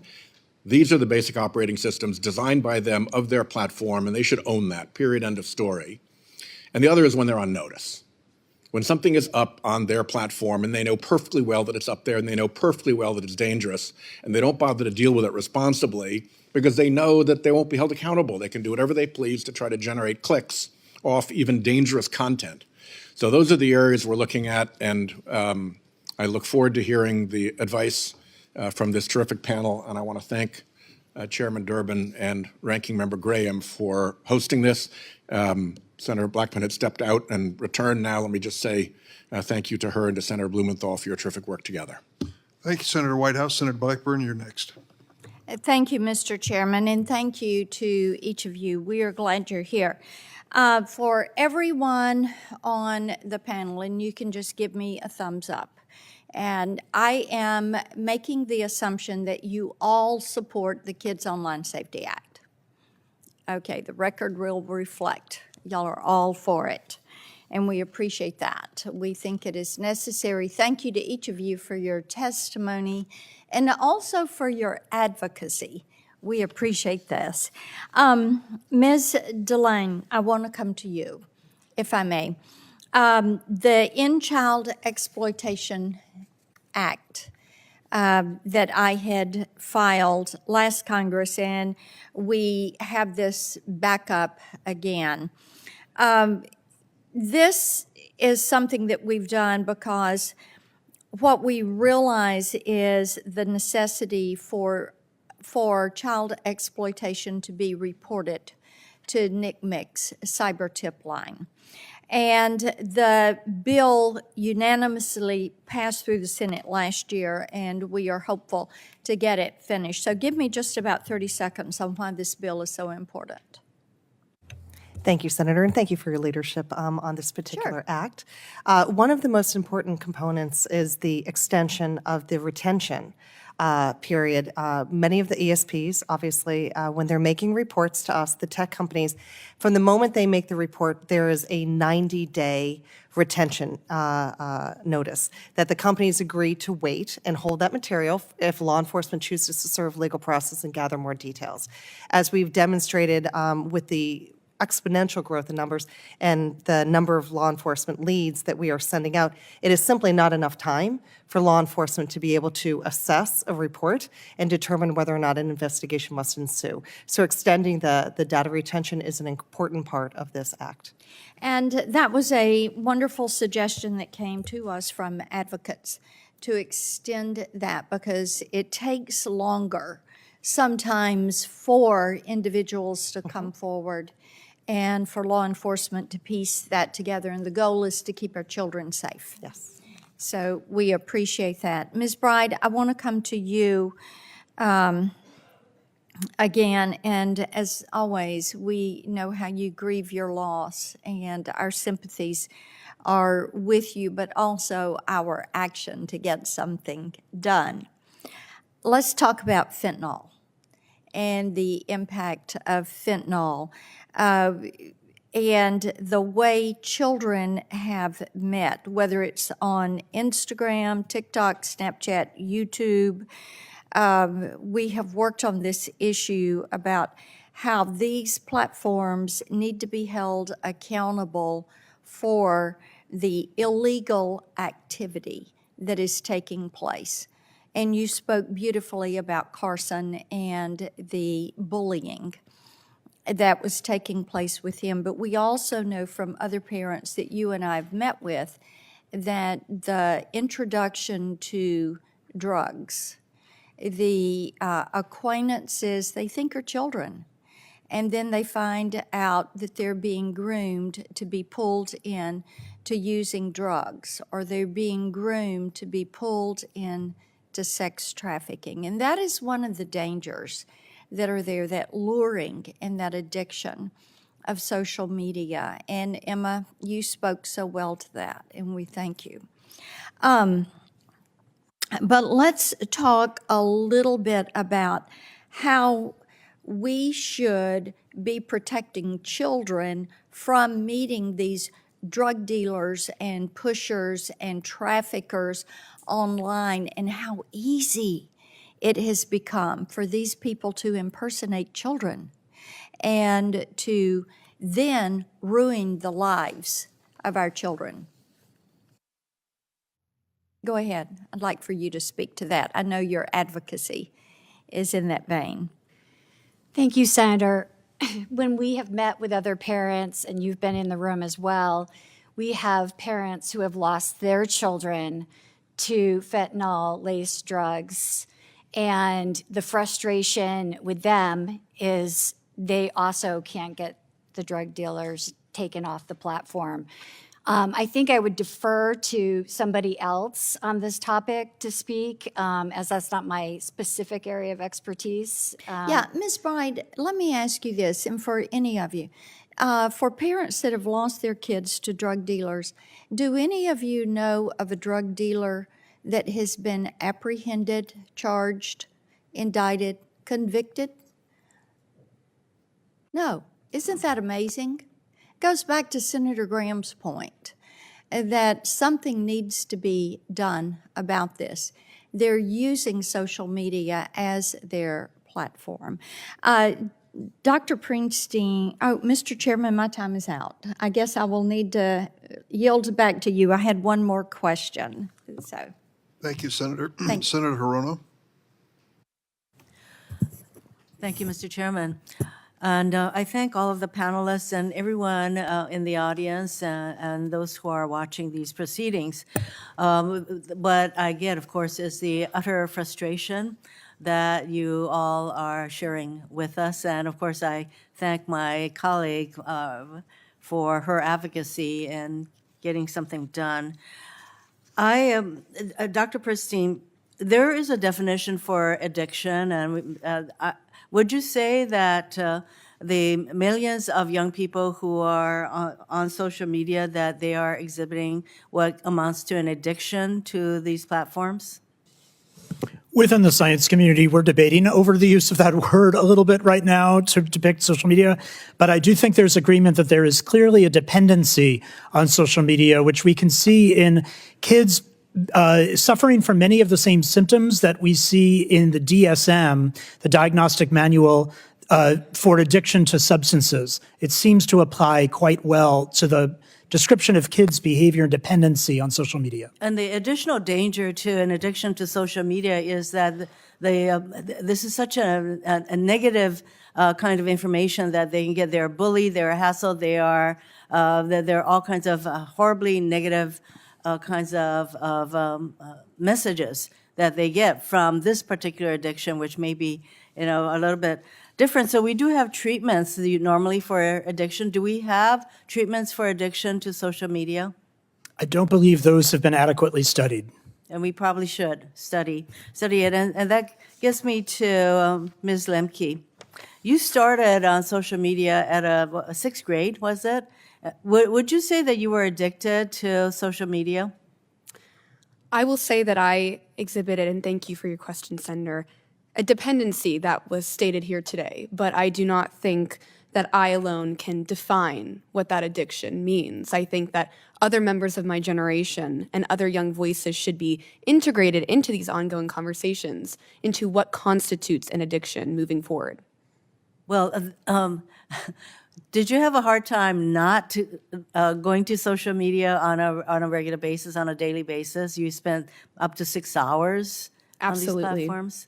So regardless of what the medical definition might be, that when you're spending 6 hours on a platform that didn't make you feel terribly good about yourself, so how was it that you finally broke yourself of this dependency?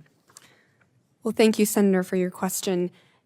It took getting to a breaking point where my anxiety was so great, my depression was incredibly acute, and my issues with disordered eating were rampant. It took about 3 to 4 years getting into the 9th grade, where one day I heard the buzz of a notification and I had the Pavlovian response to instantly grab for it. And suddenly in that moment, I asked why. Why was I allowing these companies to have so much control over me? And that question has led to many more and has gotten me here today to speak up about the importance of having youth voices at the legislative table. So I appreciate your mentioning that. It sounds, but your sort of the light going off in your head, is that the kind of experience that a lot of young people who are so dependent on these platforms that they can, on their own, will decide, I just can't take this anymore? Or is that one of the reasons that you created Log Off? Can you tell us a little bit more about what your program or the movement does to help young people? Yes, Senator, thank you. I think each young person who struggles with this issue comes at it from a very different angle. For me, it took reaching that breaking point. For others, they continue to be harmed. And that was the reason I created Log Off. It was to seek out other young people who were frustrated, who were struggling, who were angry, and wanted to talk to each other across our generation, members who understand the experience better than any other group of people across this world. So I created that body in order to have those conversations and to work collectively to move forward in building effective solutions and in discussing those complexities in the online world and living through a digital childhood. Thank you very much for your stepping up. I only have a little bit of time. I want to get to Ms. Bride. There's been a lot of discussion about Section 230. A number of us have bills to reform Section 230, as do I.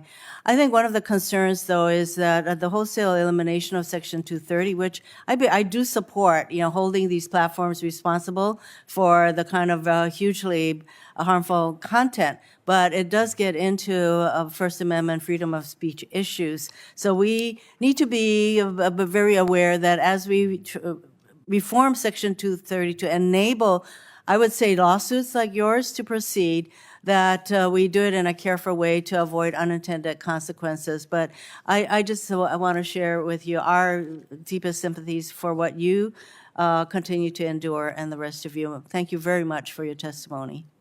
Thank you, Mr. Chairman. Thank you, Senator. Senator Lee. Thank you, Mr. Chairman. Ms. DeLon, I'd like to start with you, if that's all right. NCMEC does a great job of highlighting a lot of these problems and the pervasiveness of CSAM through the cyber tip line. It's my understanding that about 32 million reports of CSAM were reported to the cyber tip line last year.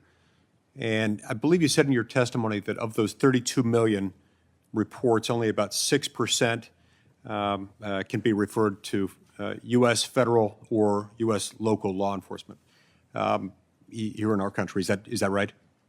That is correct, Senator. So of the 32 million reports that we start with, we're already down to about 3.2 million that can be actionable here, that can be reported to law enforcement here.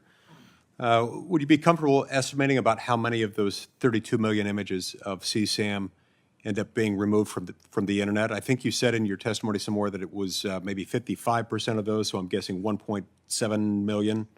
We have a lot of numbers. So for 32 million reports that are coming in the door, the reports are coming in from the tech industry mostly, and in addition to public reports. They are reporting users who are using U.S. platforms to transmit child sexual abuse material. Clearly, we have global companies here in the United States. So approximately 90% of the leads that are coming in are going back to other countries where offenders are uploading child sexual abuse material. Gotcha. So we're down to a smaller amount of about 3.6 million reports here in the United States that we are able to refer to law enforcement. It goes to the point of there is a lot of disparity and a long line of issues that will impact actionability of a cyber tip line report. There are some basic key things that are necessary and are currently voluntary for tech companies to provide. That would be the images or videos or the content that meets the standard of apparent child pornography. It would be baseline information regarding the geographic location of where law enforcement should be reviewing this lead to determine if an investigation should ensue. Basic information on a user who uploaded the child sexual abuse imagery, and if a victim existed, if they have any information. That's the baseline information that law enforcement needs.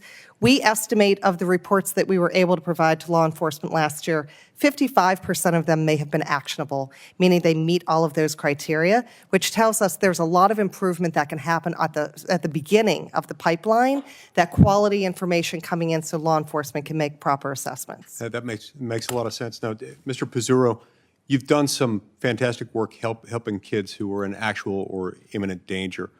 I know that rescuing kids who are in distress should be a priority. I'm guessing that the removal of the CSAM images from the internet can't take quite as high of a priority as rescuing the kids from imminent danger. Is that the case? That's true. And one of the things is, from the investigative standpoint, is those proactive cases where we're really targeting those egregious offenders. Gotcha. That makes sense. Look, bottom line, pornography is very bad. It's especially bad for young people. I think it's bad for everyone, but it subjects young people to significant and somewhat unique harms. It's bad enough that children were abused to make these images in the first place. But every single time these images are viewed or shared, a child's re-traumatized again.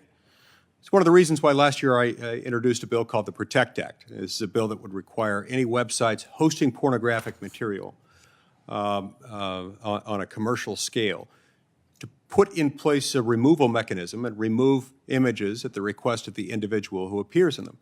And it also require websites to verify the age of individuals appearing in pornographic material, and also they would have to verify consent. They'd be also penalized for hosting CSAM and any other items that were in there that shouldn't be, and then their victims or their authorized representatives could petition for those images to be removed from the website, and I think that would help with that. Mr.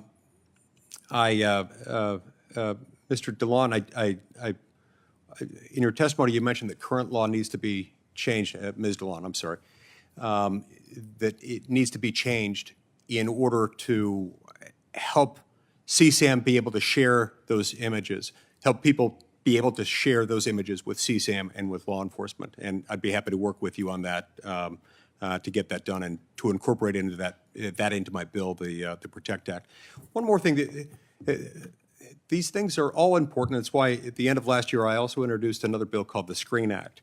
This bill would require that any commercial website posting pornographic images has to verify the age of users on their site and block minors from viewing graphic material.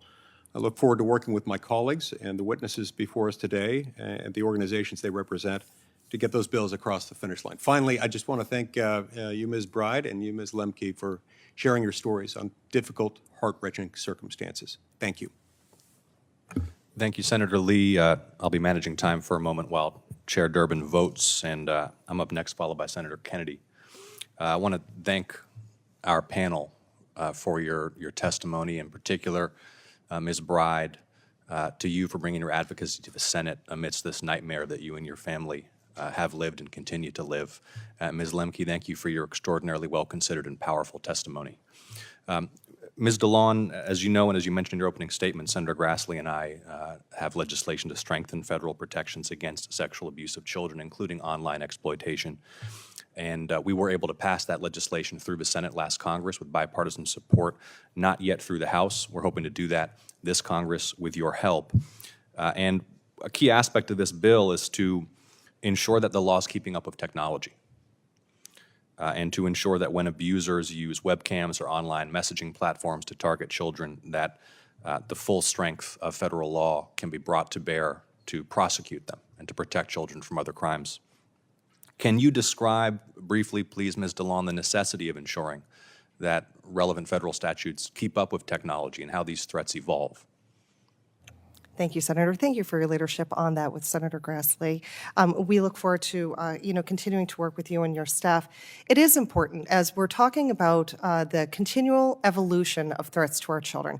Technology was mentioned earlier, moves much faster than the legislative process, and it's very important and encouraging to be here today to hear from all of you kind of leading the charge here of ensuring that our legislative proposals and legislative pieces that you're considering are actually matching the technology. What you mentioned, Senator, about live streaming, that's being considered in your bill. We have seen an evolution with children being sexually exploited who there is not a physical abuser who is actually physically touching them. And we need to ensure that the legislation actually reflects that children are being exploited, children are being sexually victimized by individuals in different countries, in different states, in different rooms. And this is something that we continue to see where offenders are moving children from social media platforms, maybe where they introduce, and then move them to a more, a different platform where they would have live abuse ability, as well as individuals who are selling children for sexual performance online. So thank you for recognizing that evolution of technology needs to be reflected in legislation. Thank you, Ms. DeLon. And the same legislation that I've offered with Senator Grassley also strengthens law enforcement as they prosecute those who cross state lines or international lines to abuse children. What are you seeing now in terms of trends and dynamics in so-called sex tourism, particularly as it pertains to the abuse of children? Sex tourism, certainly, you still have people who are traveling to other countries, taking advantage of lax laws and poverty to sexually exploit children.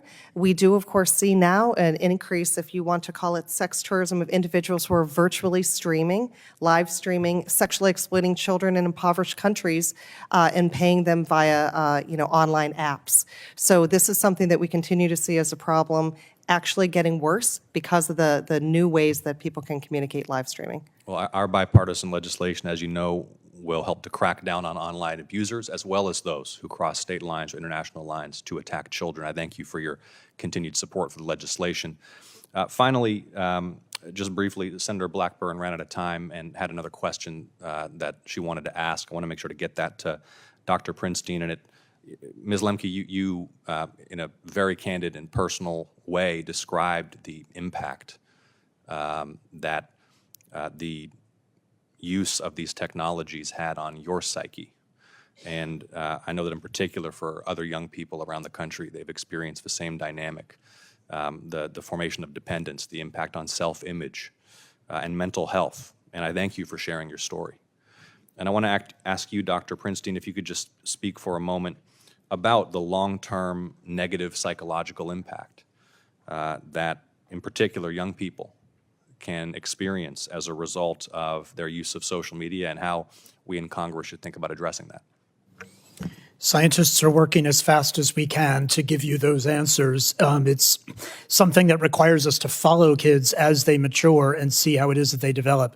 We do know that there are numerous online communities and opportunities to engage with content that actually teaches kids how to cut themselves, how to engage in behaviors that are consistent with an eating disorder, how to conceal these behaviors from their parents and adults, and they sanction young people when they discuss the possibility of engaging in adaptive rather than maladaptive behaviors. Many of these online posts and communities have no warnings, no trigger warnings to indicate that these might be concerning for kids. And of course, that's something that is directly associated with kids' likelihood of engaging in these maladaptive behaviors themselves. Thank you, Dr. Prinstein. Deeply disturbing and certainly warrants regulatory attention. Appreciate your testimony. Senator Kennedy, you're next for 5 minutes. Thank you, Senator. Many of the companies that we're talking about are American companies. Not all of big tech is American, but we certainly led the way. These companies are very successful. They're very big. They're very powerful. They're really no longer companies. They're countries.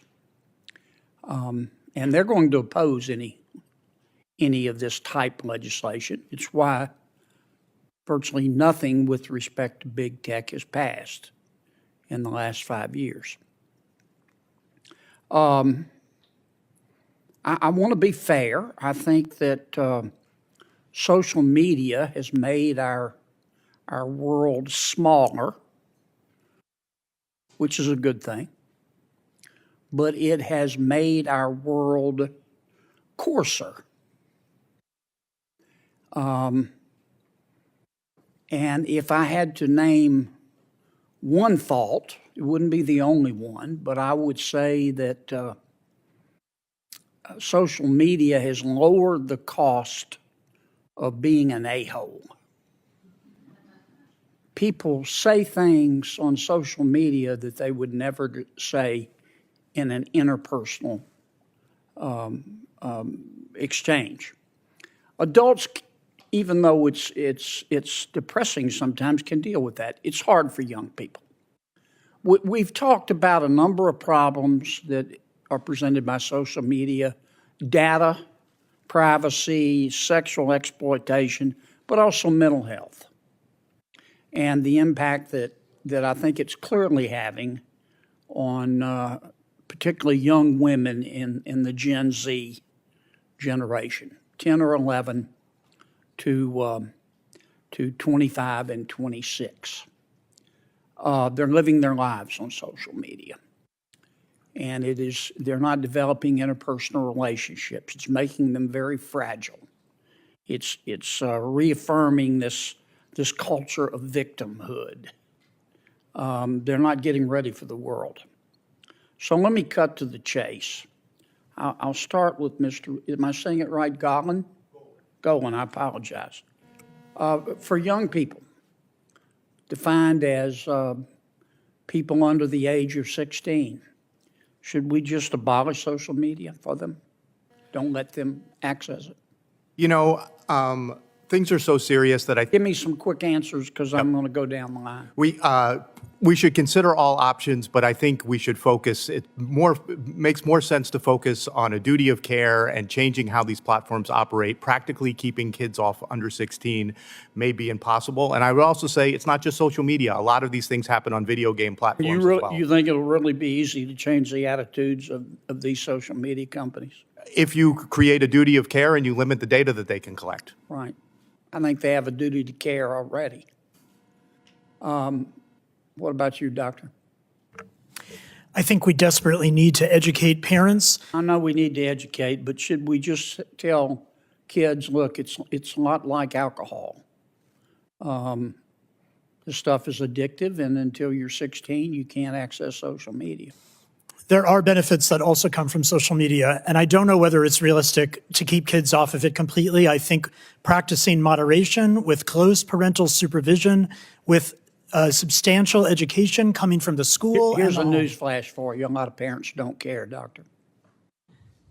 Mr. Mazzaro? Yep, Senator. Basically, there should be something, if I bought a phone tomorrow, there should be at the very least, a terms of agreement. I can't even access that phone until I go through a 3-minute or 5-minute video. Okay, Mr. Laney? An acknowledgement that when you build a tool that allows adults and children to communicate with one another or find connections, that there is a duty of care to ensure that you're creating a safe environment for those kids. Well, I think there's clearly a duty of care. The issue is how to enforce a duty of care. Go try to pass a bill enforcing that duty of care in the United States Congress and see what the reaction from big tech is. Right, absolutely. And creating these tools, recognizing that these incidents are going to happen and finding ways that So children would can you report support a them. law that says, okay, if you're under 16, you can't access social media? I think will be difficult. There are positive things about social media, but there are many, many terrible things that kids are finding themselves in bad shape. If it were, you say it would be hard. I know it would be hard. Do you think it's a wise thing to do? I believe if the tools are designed properly, there could be benefits. Okay. I don't have my glasses on. Yes, ma'am. Your answer, please. Yes, Senator. I have not spent a lot of time thinking about specifically the right age to enter because I do not think that it addresses the fundamental question we must answer, how to create online spaces that are safer when kids decide to enter. Because I can tell you that these age Is that a no? Is that sorry, Senator? Do you think we should prevent kids under the age of 16 from accessing social media?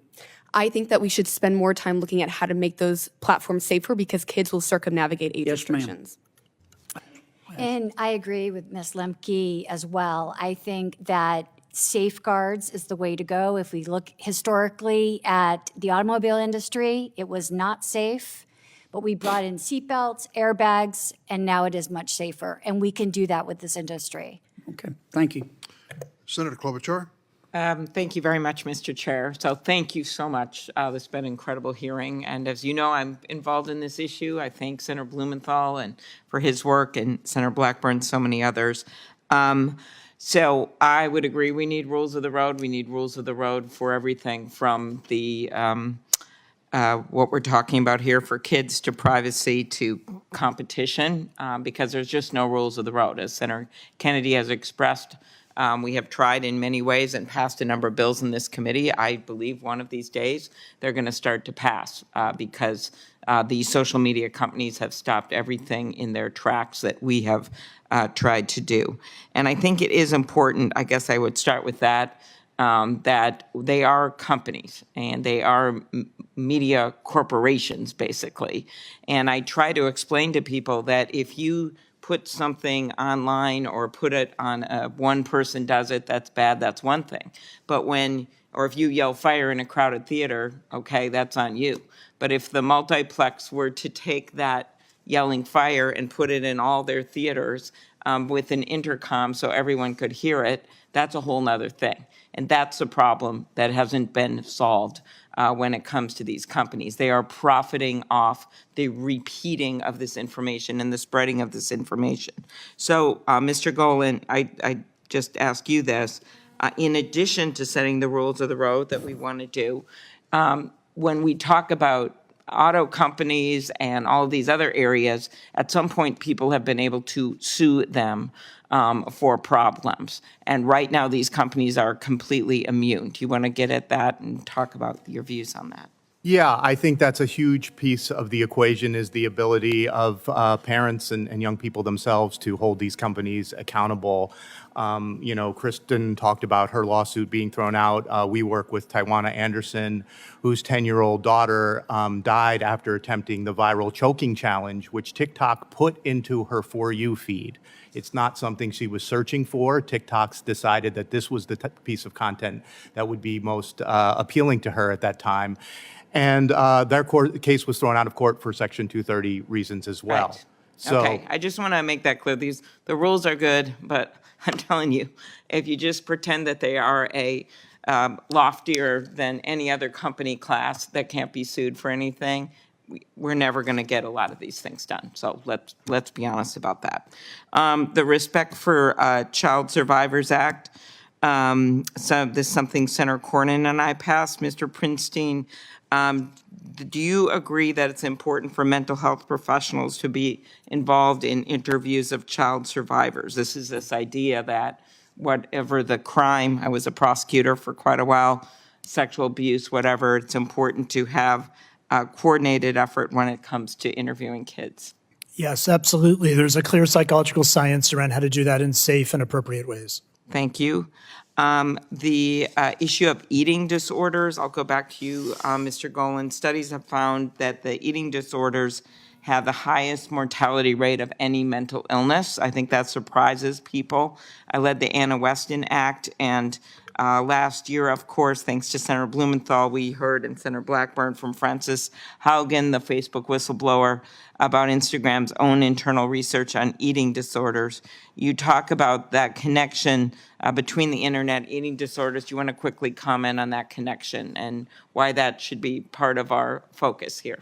yeah, so what happens is when girls or anyone really expresses any interest in dieting or dissatisfaction with their body, they get barraged by content recommendations for pro-eating disorder content. And so, because that's what's going to keep them engaged. So we need to create a duty of care that these platforms have a duty to prevent and mitigate harmful eating disorder content and not push it on kids. I mean, I think that's one of the really important things to distinguish between queries where people might be interested in getting some information versus what is being actually pushed in their feed. And frequently, it is the worst, most harmful content that's being pushed in their feed. Okay.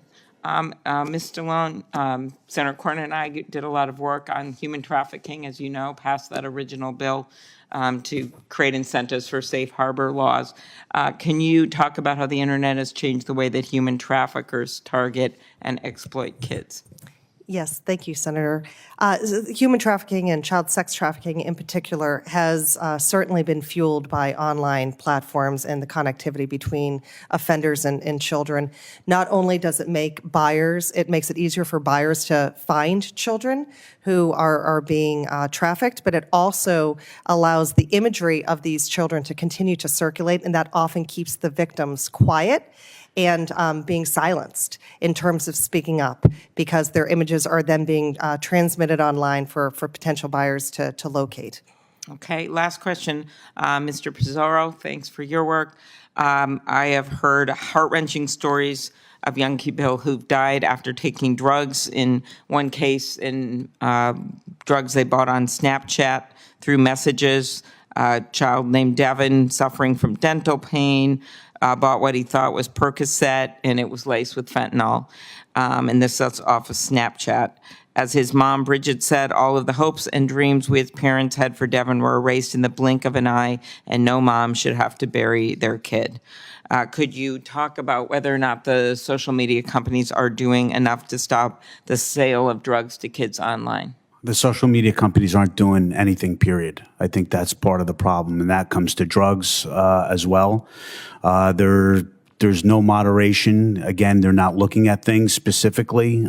They're not looking, again, you can't, from a communication standpoint, but that's what they're promoting, the social media, the interaction of people. So to my opinion, is that we haven't seen anything, and we haven't seen any help from them. All right, thank you. Thank you, Senator Klobuchar. Senator Hawley.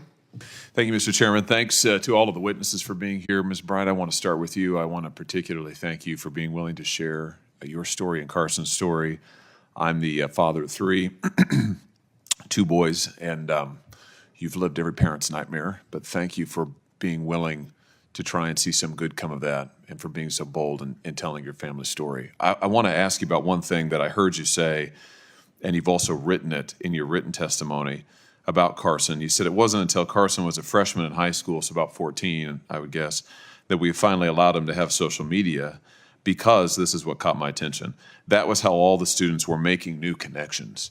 Could you just say something about that? Because that's the experience, I think, of every parent. My boys are 10 and 8, and they're not on social media yet, but I know they'll want to be soon because they'll say, well, everybody else is on it. So could you just say a word about that?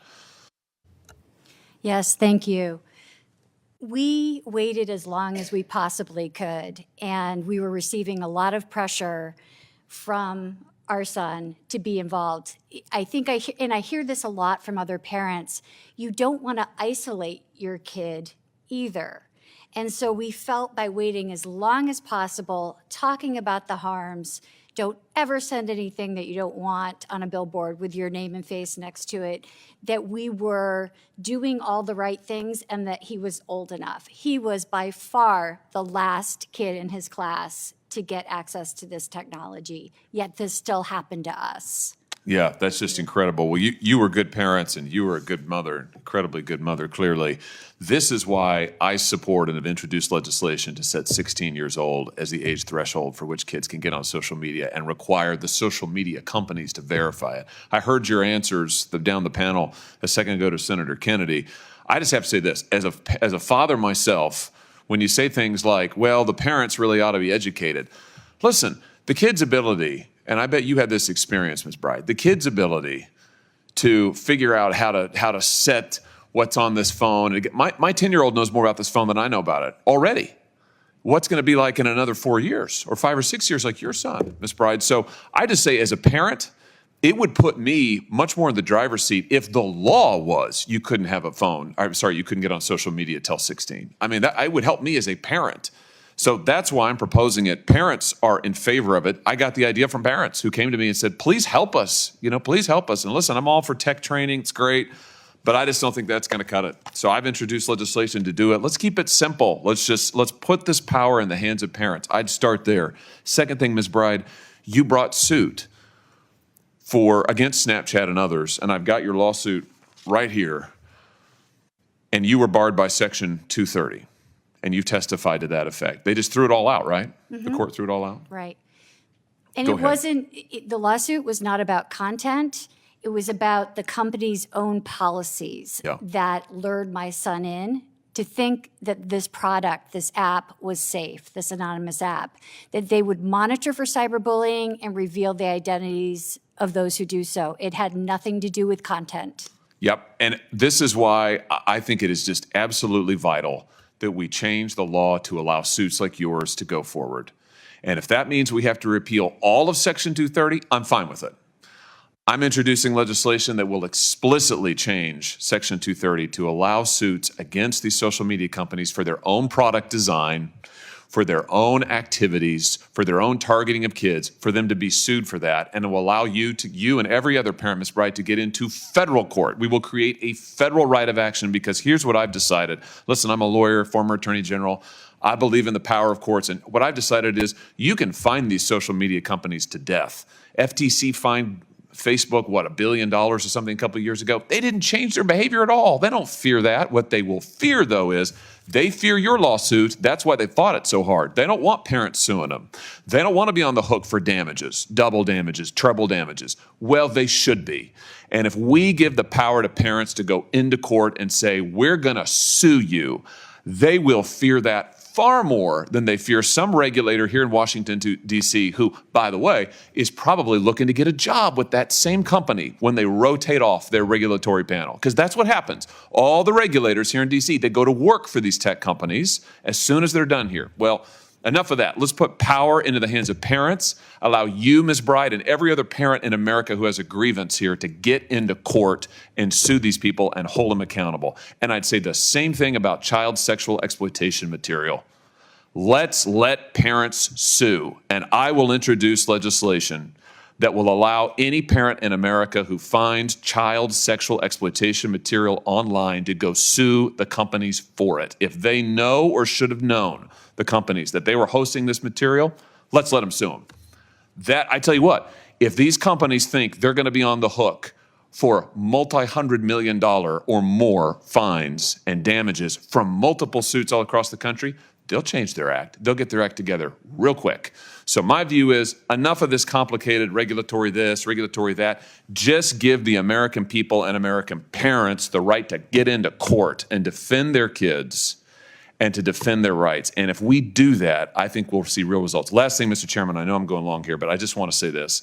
We have these hearings every so often. I love these hearings. They're great. Everybody talks tough on the companies. And then later on, watch, we'll have votes in this committee, real votes. And people have to put their names to stuff. And oh, lo and behold, when that happens, we can't pass real tough stuff. So I just say this to my colleagues. This has been great. Thank you, Mr. Chairman, for holding this hearing. This has been great. But it's time to vote. It's time to stand up and be counted. I've been here for 4 years. It's been 4 years of talk. The only thing we've gotten done on big tech is TikTok, which we finally banned from all federal devices. That's the only thing of any significance we have done on big tech. That has got to change. And I want to thank all of you for being here to help galvanize that change. Thanks for indulging, Mr. Chairman. Thank you, Senator Hawley. Senator Welch. You know, there's a lot of heartache in this room, and you've lived it, and I just want to acknowledge that. And what you've lived is every parent's fear. And this dilemma that we have, if there's an easy solution to it, maybe the lawsuits is being proposed. If there was an easy solution, we'd get it. You know, I want to talk to you, Emma, just if I can. This question of whether we can have an age limit, it's appealing, but is it practical? Thank you, Senator, for your question. I have not spent a lot of time thinking through specific ages that should go on social media. I think looking at age verification is crucial in understanding how to build a productive solution. But to your point, I think the question we really have to ask is when children who know more than most parents enter these online spaces, how are they protected? Because we have seen time and time again that no matter the bans, kids find a way in. Right, so they'll find a way in. And you know, what we're hearing from you lost your son, the childhood sex exploitation. I mean, it's horrifying. And these are the examples of a system that is really gone amok, and it's a system that's legal. But even those kids who are not caught up in victimized in child prostitution or bullied into taking their own life, there's a mental health crisis. I mean, this is just not good for anybody. And kids, I mean, we were all kids once, and we're vulnerable at that age to what other people think of us. So I think there is a question here that is raised by Senator Hawley about how do we have responsibility at the point of entry, and that is the tech companies. And they've got a business model where they don't necessarily publish it, and of course that was Section 230, but they amplify it, as Senator Klobuchar in her own Klobucharian way was able to express it. And that's where the business model is sustaining this effort on the part of big tech, because the more clicks they get, the more advertising revenue they get. You know, one question I have is whether it's time for us to create a governmental authority. That gets dismissed oftentimes. But when we had previous examples like the lack of seatbelts, it was the National Highway Transportation Board that was looking out after the public interest. When we had a lot of securities fraud in the 30s, we had the Securities and Exchange Commission. It's very tough here in Congress to come up with a one-off, especially in tech, because they just keep moving ahead. And whatever we do to try to deal with the behavior of kids, they're kids, and they're going to get on that platform. You want to say something, Doctor? But one of the proposals that Senator Bennett made and I made in the House, have a digital authority that had some authorization from Congress. Its charge was to protect the public interest, to look at the real world about what's happening to real kids and say, hey, you know, this may be legal, but it ain't right, and we've got to do something. Go ahead, Doctor. Thank you. I appreciate your comments. I just wanted to mention an age limit is only going to be useful if there's some way to make sure that kids below that age can't get on. Remember that kids' brains are not fully matured at the age of 16. We cannot say that everything that's happening on social media now would be safe for kids at 16. In fact, please be aware that this is the time when most kids are now starting to get autonomy, driver's licenses, and the things they're seeing online are changing the ways that they're understanding what is risky versus not. Giving kids free rein to that content just before they get in a car and drive far away from their parents might actually be short-sighted. Thank you. Ms. Bride, you want to offer anything after all you've been through? And thank you. I share, I think, the sentiment all of us have. It's so inspiring to see a parent try to turn tragedy into something good in the memory of her son. Thank you. Thank you, Senator. I would like to see a combination of both. I would like to see federal legislation so that these products that we know are dangerous get reviewed before they're released to American children. The example of my son with the anonymous apps we saw in the past, they led to cyberbullying and suicides. Why were 2 other companies able to put out the same product? And on the other side of it, when things go wrong, yes, I would like to see Section 230 reform so that we can hold them accountable. But it should not take grieving parents filing lawsuits to change what's happening because it's too late for us. Right. Thank you. Thank you very much. I yield back, Mr. Chairman. Thanks, Senator Welch. Senator Blumenthal has a question. I have, thanks, Mr. Chairman. I'll be very, very brief. And again, my thanks to all the members of the panel and all of the folks who have come to attend. I share Senator Hawley's frustration and impatience, as you may have gathered. And I feel that sense of outrage at congressional inaction. And I know, Ms. Bride, you were part of our effort during the last session, very, very much involved, as were many of the parents who are here today and others who are perhaps watching.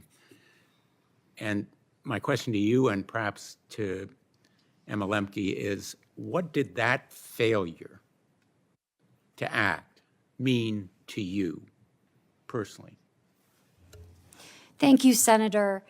It was extremely disappointing. There was so much momentum. I made trips along with my fellow moms that are in the written testimony today to Washington several times. It is so difficult to tell our stories of the very worst day of our lives over and over and over again and then not see change. We're done with the hearings. We're done with the stories. We are looking to you all for action. And I am confident that you can all come together and do this for us and for America's children. Thank you. Ms. Lemke, you are part of a generation that has a right to expect more from us. Yes, Senator, you know, I got on Instagram at the age of 12, and I sit in front of you all today as a 20-year-old. About 8 years down the line, I still see and hear of the harms that I experienced 8 years ago. And what I will say to this body is that those harms will only increase from here. The mental health crisis for young people that we are witnessing will only continue to rise. So we cannot wait another year, we cannot wait another month, another week, or another day to begin to protect the next generation from the harms that we have witnessed and heard about today. Thanks, Mr. Chairman. Thank you, Senator Blumenthal, and thanks to the panel. I don't know if any or all of you realize what you witnessed today, but this Judiciary Committee crosses the political spectrum, not just from Democrats to Republicans, but from real progressives to real conservatives. And what you heard was a unanimity of purpose, and that's rare. In fact, it's almost unheard of. And it gives me some hope. Now, we have our own problems that have to do with this institution that I work in terms of when things are appropriate, how to bring them up, and how to deal with the rules of the Senate. Not an easy responsibility, a challenging responsibility. But I think the urgency of this issue is going to help propel us past some of these obstacles. One of them is a jurisdictional issue which relates to the Senate Commerce Committee, which Senator Blumenthal can tell you has a major piece of the law that we've discussed today. And we, of course, are on the judiciary side, the criminal side of it. We have a piece of it as well. The question is whether there's any way to build them together. I think there is. There's certainly the will from Senator Cantwell, the chairman of the Commerce Committee. I've spoken to her personally. And what I'd like to promise you is this. We're going to have a markup. Now, that doesn't sound like much, but it is a big promise. It means that we are going to come together as a Judiciary Committee and put on the table the major pieces of legislation and try to decide as a committee if we can agree on common goals and common efforts to reach those goals. I think we can do this, just sensing what I heard today. And I think as a father and grandfather that we must do it. We must do it. Ms. Bronstein, Ms. Bride, and others who have come here because of their passion for their children that they've lost, it makes a difference. As painful as it is, it makes a difference.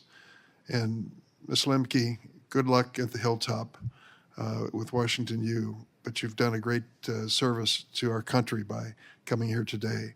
And for the others, thank you for sharing this information. Now it's our turn. We've got to get down to work and roll up our sleeves.